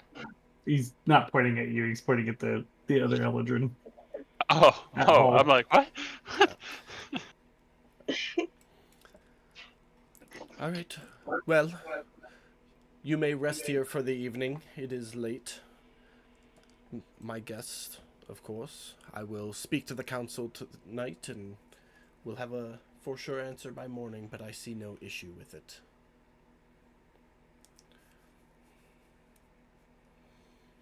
As always, you are welcome to the town and the village. Obviously, just, I wouldn't go up the dockyard. We're particular about our ships. Yeah. No, I got that. We get that. We got that. Your patronage was much appreciated at our shops last time. If you wish to visit them again, they'll be open for another hour or so. But with that, I will take my leave. Don't freak out. The guards will follow you whilst you are within the castle walls. Of course. And he claps his hand, and the two guards come back in. I bid you adieu, and I shall see you here for breakfast in the morning. Benning claps his hands after him. Nothing happens. He's Your be like, clap echoes through the hall. You just hear it. Aww. All right. Without extensive role playing, were there any shops anybody wanted to go to? Of the four, there's a pawn shop, the blacksmith, the apothecary, and the archery shop. I did not update the items on. Oh, you guys can't see the tokens. Never mind. I'm good. Yeah. I mean, I think we're pretty much fully stocked on anything. I could offload some of these swords if we're not going to use them. There you go. Offload these. Do you guys want me to keep any of them, or you want me to just get rid of them? I'd pocket the coin. I don't know. At this point, I don't think we really fuck with anything that doesn't require at least magical weapons to hurt. Right. I'll get rid of the swords. I'll get rid of. I think I have 2 bows. You'll get 70 gold for the swords. Okay. Hold on a sec. Yep. The Sorry. bows. Of course, I don't have a pen. I got you. I'm doing math. I'll give you the total here. Maths. Yeah. Oh, 4 longbows and 6 longswords, right? Yeah, that's fine. Okay. Boy, you've been carrying around all that? That's just Surprised from the your back ain't hobgoblins. Oh. All right, so that'll put you up to there. I adjusted your gold for you. Okay. Is there anything else? interesting at the pawn shop? At the pawn shop, let's take a look. Just curious. Golden wedding bands? Lots of them? There is a couple of rings of warmth. That would have been handy. You Yeah. should pick one of those up. There is a ring of spell storing, Well, which currently contains a tiny hut and a spider climb in it. how much is that? That is going for 4,500 gold. How much is a ring of Never warmth? Ring of warmth is, for some reason, wigging out on me. Ring of warmth is 500 gold. I will definitely take one of those. Okay. I will put it in your inventory. You can mark off the gold.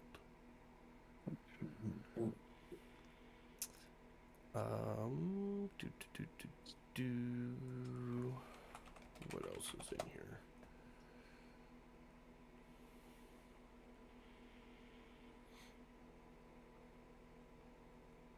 Give me just a second. I don't have a... Is there anything you're looking for? Not in particular. I just wasn't sure if you Okay. had like an updated list of like.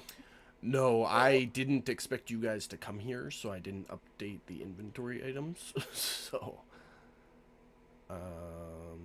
You're expecting us to go to the air elemental planes, huh? I was. 'Cause I'll- Yeah. Yeah, so was I. So don't feel bad. You're not alone. There was a chance for vengeance. Yeah. That's fair.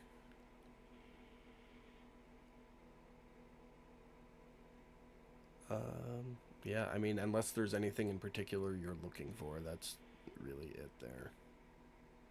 No, I mean, No, I was just curious because I don't remember what they had the last time. Because I think when Erdan came through, he didn't have any money at the time.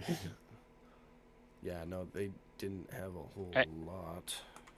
And he still doesn't. I'm pretty sure he went back to his people broke. Pretty close to it.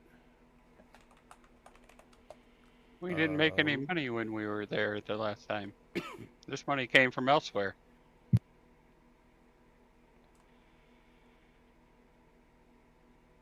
Yeah, no, nothing really.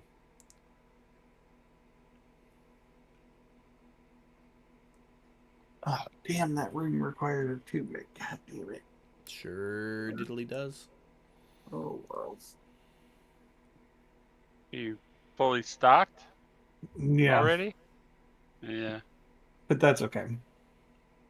I think if I ever have to use that, I'm not going to have to use one of the other things. But we'll see, though.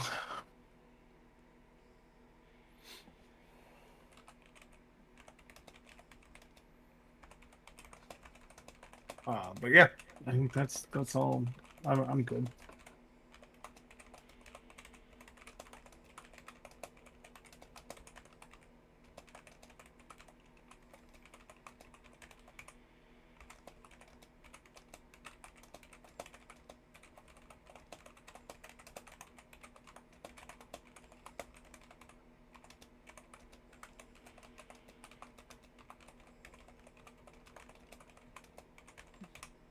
Bear with me 1 second, I'm typing something out.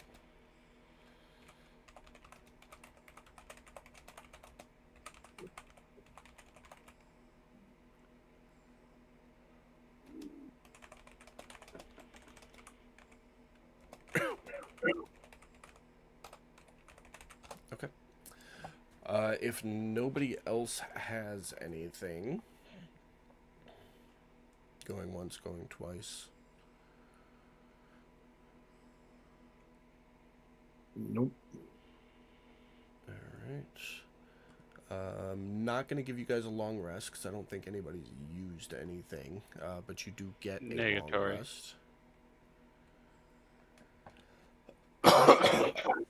You do get a long rest for that evening.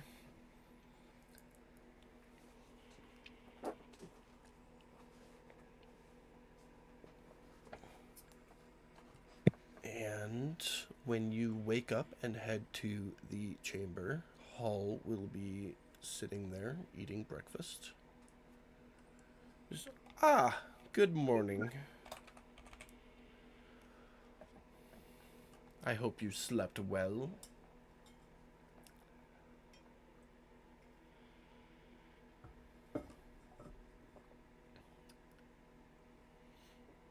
Yeah. Yeah.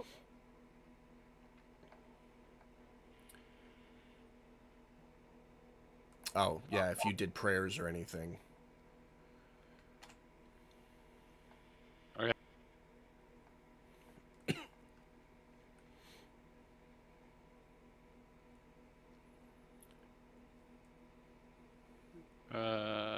In the box. Come on.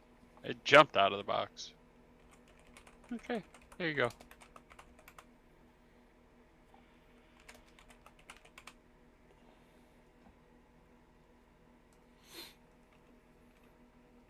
Okay.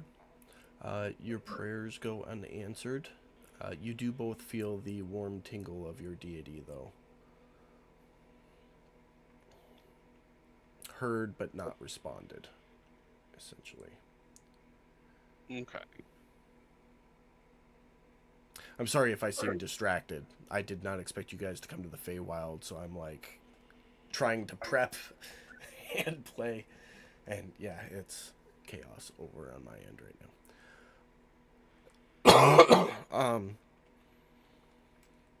But yeah, so you guys meet Hall for breakfast in the morning, and as you walk into the chamber, he goes, good morning. I hope you slept well.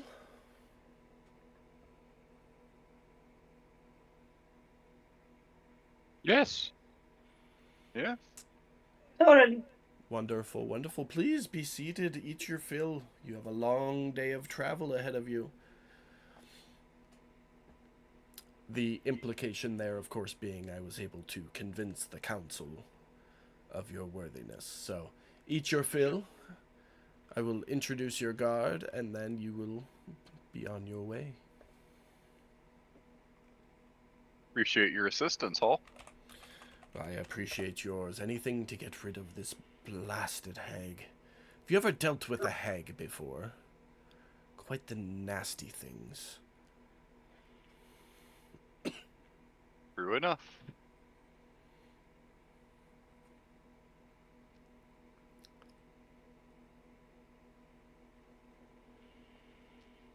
Anybody got anything for breakfast? During breakfast? Not really. So you will all eat your fill.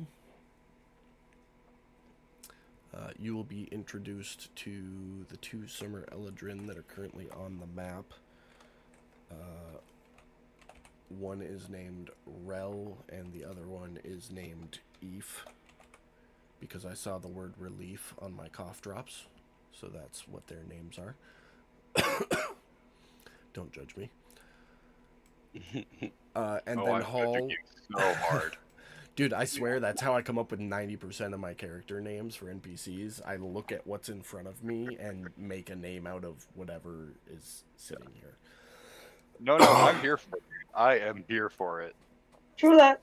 And it works, so. So if we ever get a guy named Pocket Rocket, we know what's going on. Is that what you're saying?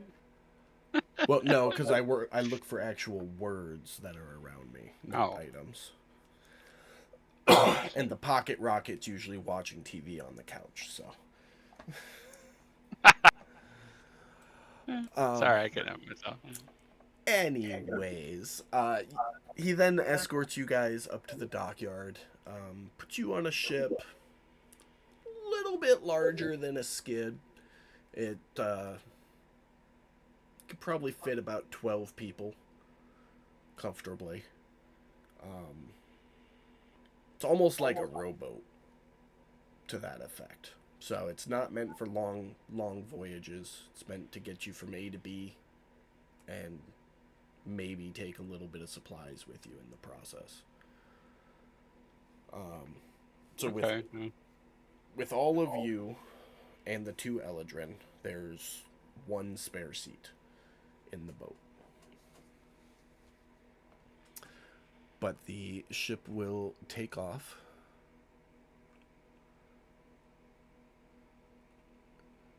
And head east to the swamps. Not a long flight.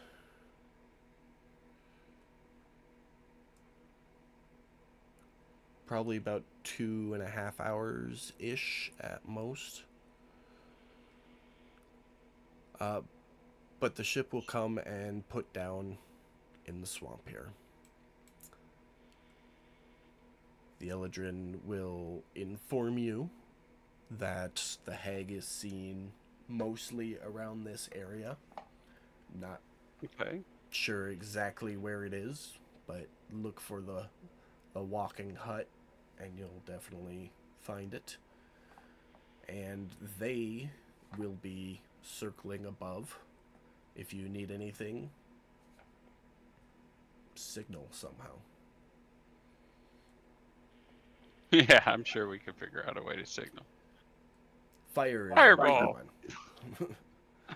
Fire is uncommon in these parts, so that would be you would say a good giant fireball in the air. I'm sure we'd get their attention. That's one way. I mean, a simple firebolt would probably work as well. But you don't know us very well. Whatever floats your boat. And with that, the ship will take off and start doing a long, slow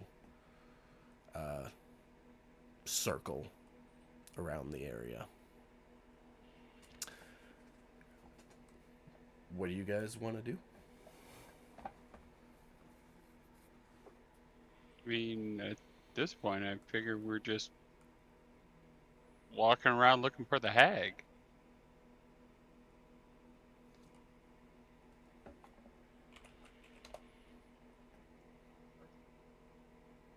Do we have any description of the hag? Yeah, you said the Well, on the walking hut, but Yeah, it's yeah, straight. It's Baba Yaga's. It's home.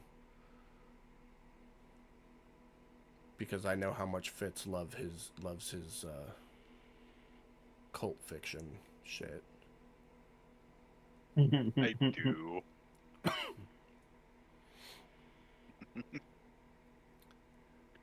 Hey, didn't scream it out. This is very true. You did scream over Facebook, though. Yes, but not where the public can see it.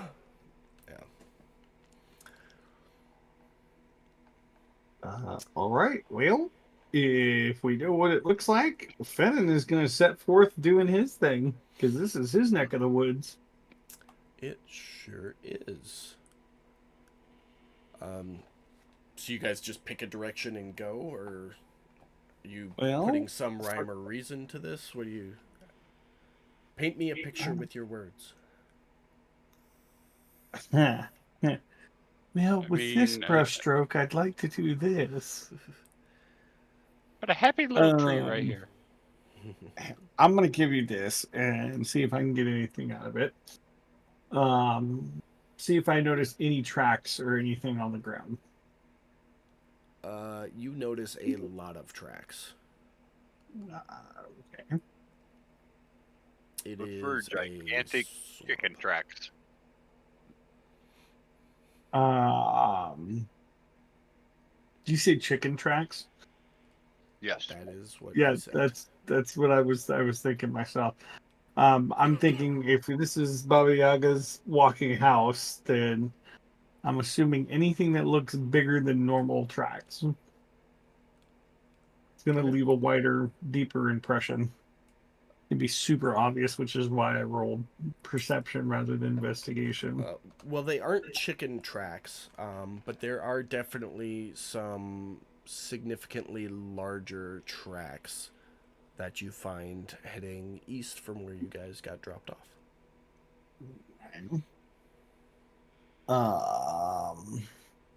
Do I...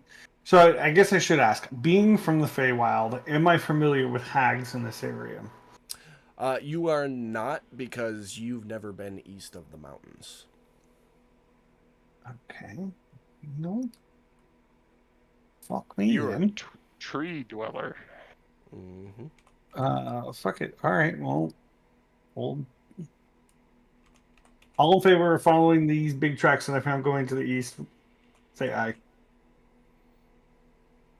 Man, you're a tracker, so if you think that's the way to go, I'm following you, Guess man. we're going west. Now, you asked me to follow a demon or a celestial, we'll talk, but anything else? Yeah, no, you're the guy.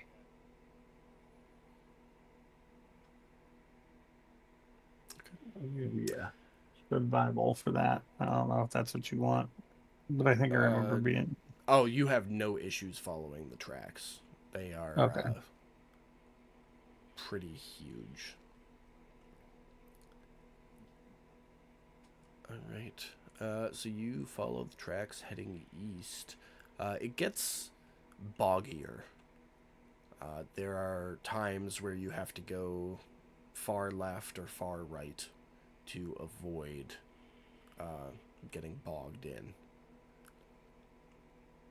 There are a lot of ambient noises, some growls, some hisses, some really loud ribbits coming from the deep, foggy swamp of the salty swamps that you find yourself in.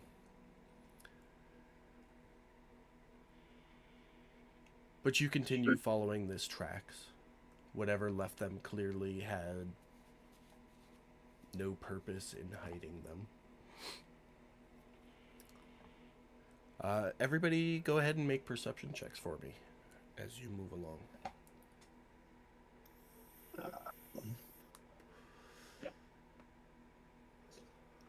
as we move along, I'd like to try to keep an eye out for any kind of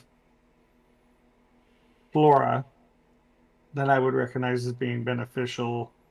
Say ingredients for healing salves or even poisons, antidotes, things like that. Since we're in my neck of the woods, I'm going to try to find the things that I know. Capitalize on it while you can. Yeah. Hell yeah, I'm going to try to capitalize on this shit. Absolutely. Godric, Fitz, and Sir Fluffybutt. The three of you, the size and weight of Sir Fluffybutt, and then the weight of you two with all of your armor, you are having a hell of a time moving through the swamps. You're like sinking down to mid-calf. You're able to keep pace and keep moving, but it distracts you from being aware of what's going on around you. Miss Holly not wearing armor and Fennin being light to his feet have no issues keeping watch around. And No. as you're moving, you see some shadows up ahead moving through the fog. There are 5 large shadows.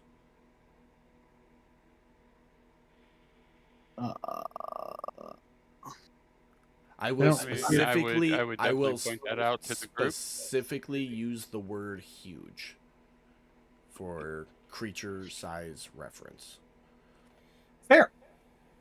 I will signal to the group to stop. Collaborate and listen.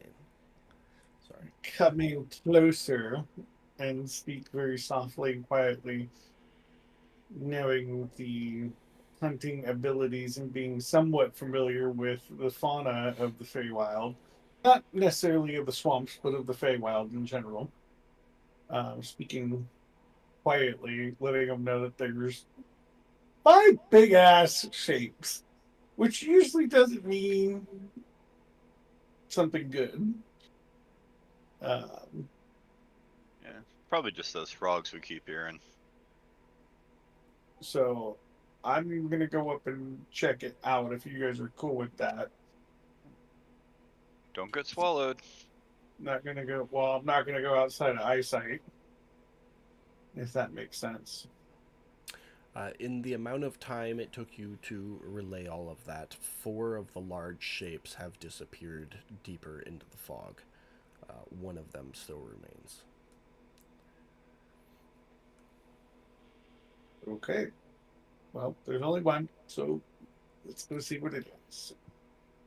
Okay. So you're going to try and sneak up and get a look?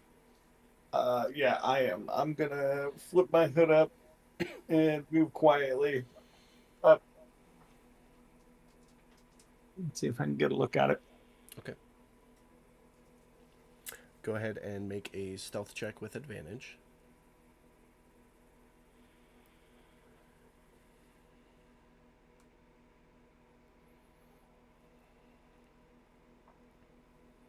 With the natty 20. Okay. Yeah, first of the night. All right. You start to creep up on this huge creature. Still can't quite make it out. You're about 80 feet away from it. You can't make out exactly what it is. You just see this large, round shape. It's kind of moving back and forth between a small area as if it's looking for something.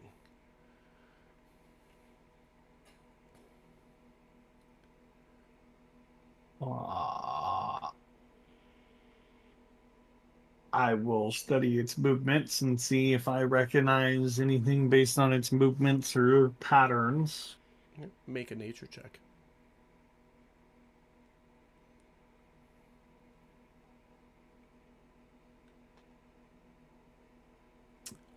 Not being able to see specifically what the creature is, you know that it is a swamp creature of low intelligence that is looking for something, probably food.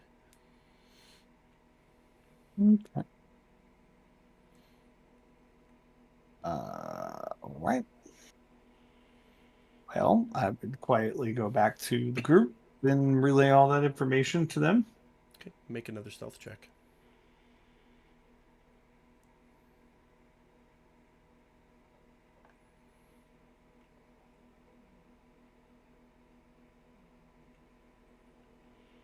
Beautiful. As you turn to move back, as you turn to move back, you get a couple of steps and didn't realize that there was a branch just slightly below the surface of the mud that you were stepping in, and a loud echoes. You stop and look back at the huge creature that you were just sneaking up on and are now moving away from, and you see that it is uprighted itself and is now moving towards you. I'm going to move offline of where that was at. I don't know if you know the term "get off the X," but yeah. I definitely do. Okay, so what I'm going to do is I'm going to put a circle on the map right now. Let me share the map, make sure you all got it. Okay, so you were all huddled up kind of back over here. And Fennin, you moved up to about there. Alright, so the distance between you and that circle right now is 60 feet. And you are about 40 feet from the group. And this thing is coming towards you. Okay, so what I would do is move off the X, say this direction over here. Okay. As quietly as possible. Go ahead and make another stealth check.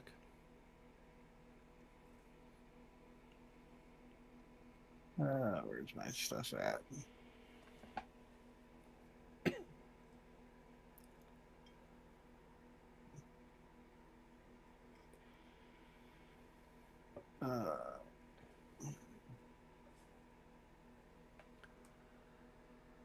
Damn, I'll take that. Okay. Now, as it's moving towards you here, I'm going to send you a picture, Brad, because you are going to be close enough to see what this thing looks like. The rest of you, you will see this thing coming towards you. Not running, just moving in your direction. What do you all want to do?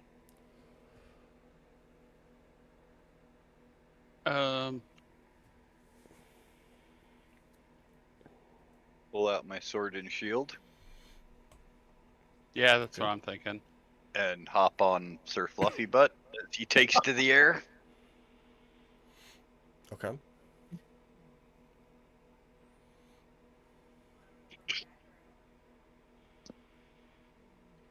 You're muted, but I heard you say pull your dagger out. Yes. Okay. Misty will pull out her hand crossbow, and Fallon will draw his long sword. Did he get that thing taken care of, by the way? Yeah.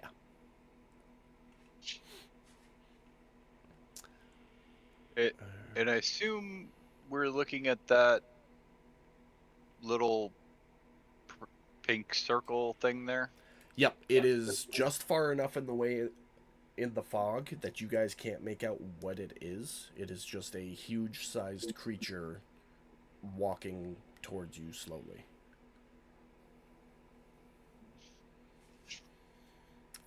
Brad, did you get the picture I sent you?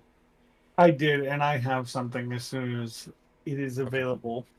Okay, perfect. Was anybody in the main group going to do anything else preparatory movement wise? I don't want to spook anything, because I have no clue what the fuck we're dealing with here. That makes sense. Okay. So, Brad, what no. you got? First things first, I'm going to pull out a couple ball bearings from Okay. my bag, and then I'm going to toss them because we're in the swamp, so I'm assuming it's kind of mucky, muddy. If I remember you describing it correctly. Yep. So I'm going to throw it in like this direction. Okay. Make a perception check for me.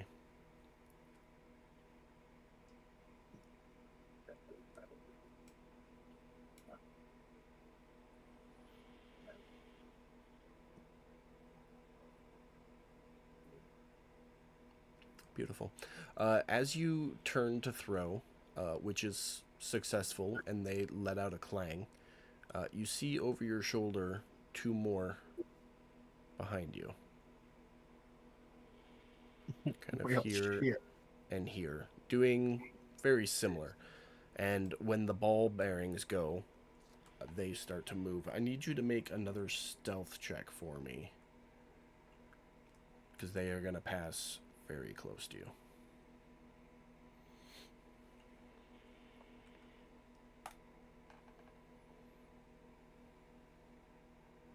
Oh, you lucky son of a bitch.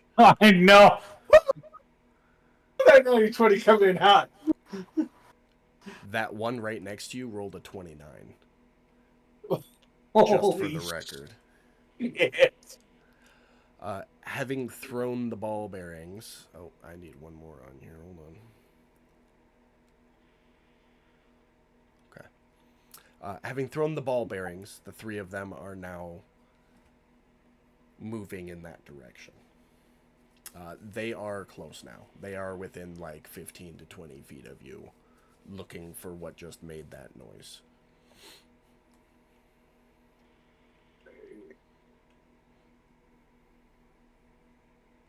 Are they still like moving in that direction, like moving away from me? It just happens to be that they're right next to me.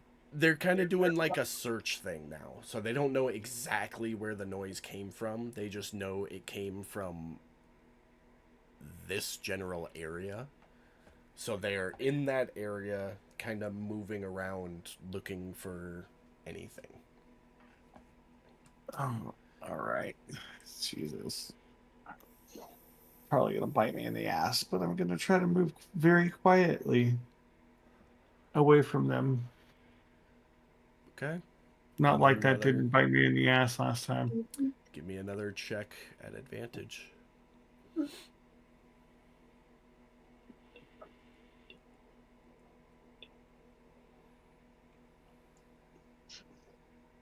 That's gonna be or something.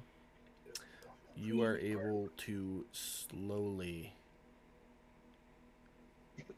back yourself away from them as they continue to move in a searching pattern. I shouldn't say pattern because they're not smart enough for that. But as they continue to lumber through the area searching for whatever just made the noise. Go ahead and make one more stealth check as you continue to back away.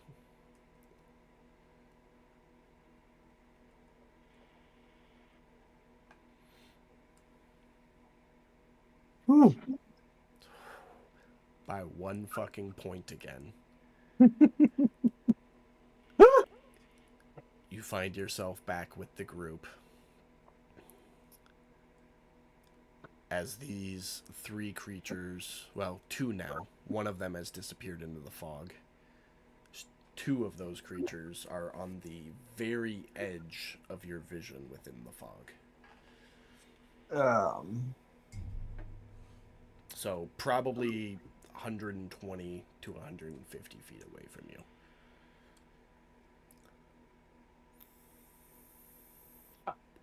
I'm going to whisper very quietly.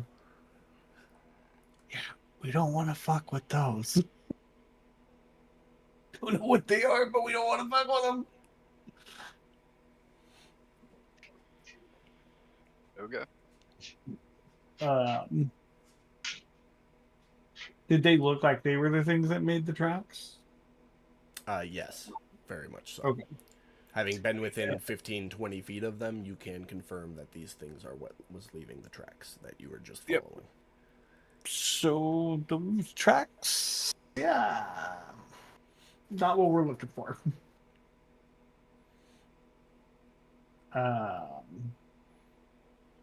Senior Fitz, Yes. do you happen to know how to possibly summon a hag?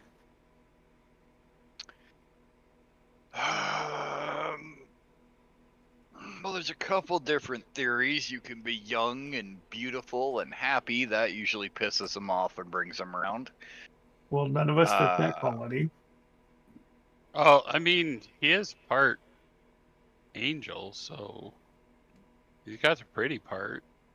I am very pretty, yes.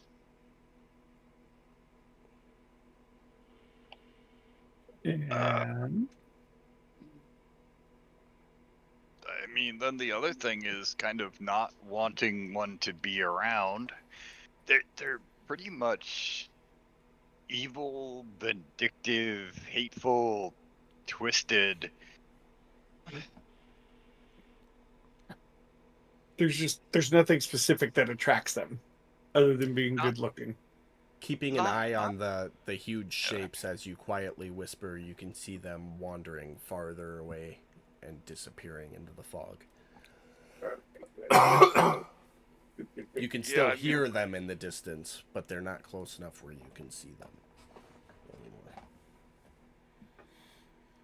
Yeah, I mean, to be 100% honest, I've never encountered them before. I've just, heard stories.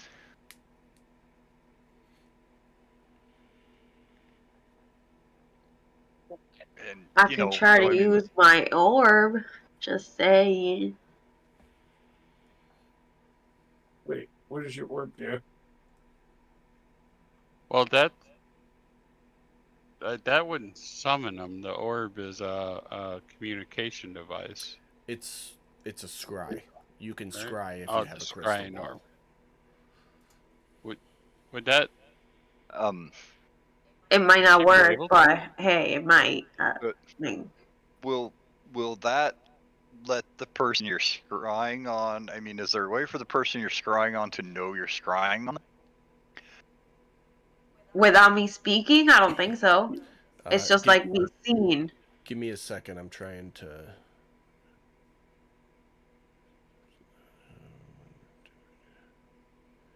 Because I thought when you scryed on the dragon, he rolled to resist being scryed on, and I didn't know if that was like a. So, the way scry works is it creates an invisible sensor that stays within 10 feet of the target. And if the creature being scryed upon can see invisible objects, it can see the sensor. So it was the dragon thing. And then there's a saving throw associated with being scryed. So once the dragon knew it was being scryed on, it used a legendary resistance to pass the save. So it couldn't be scryed on anymore. That's what happened in that situation above table.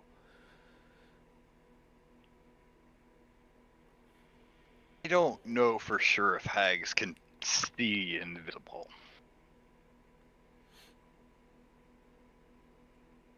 Do I have like a shield or something that I can use while I do this? So it's like blackout. I mean, it won't know that it's you that's doing the scrying. If no, but they will know. It would just know that something is scrying on it. Right. Yeah. That's all. Now, the other question I have is being able to scry on it, being within 10 feet. Would that, I mean, like, can you, once you scry her, you can tell exactly where she is and we can go there? Or you'll just kind of be able to see her general area? Should be able to see the general area.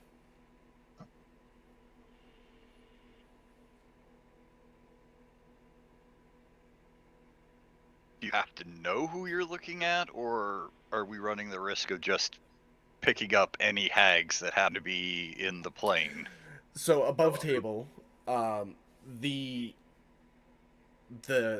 modifier for it is more difficult the less you know about the target. So if Miss Holly were going to try and scry on Godric, it would be a much easier save. Or fucking numbers, man.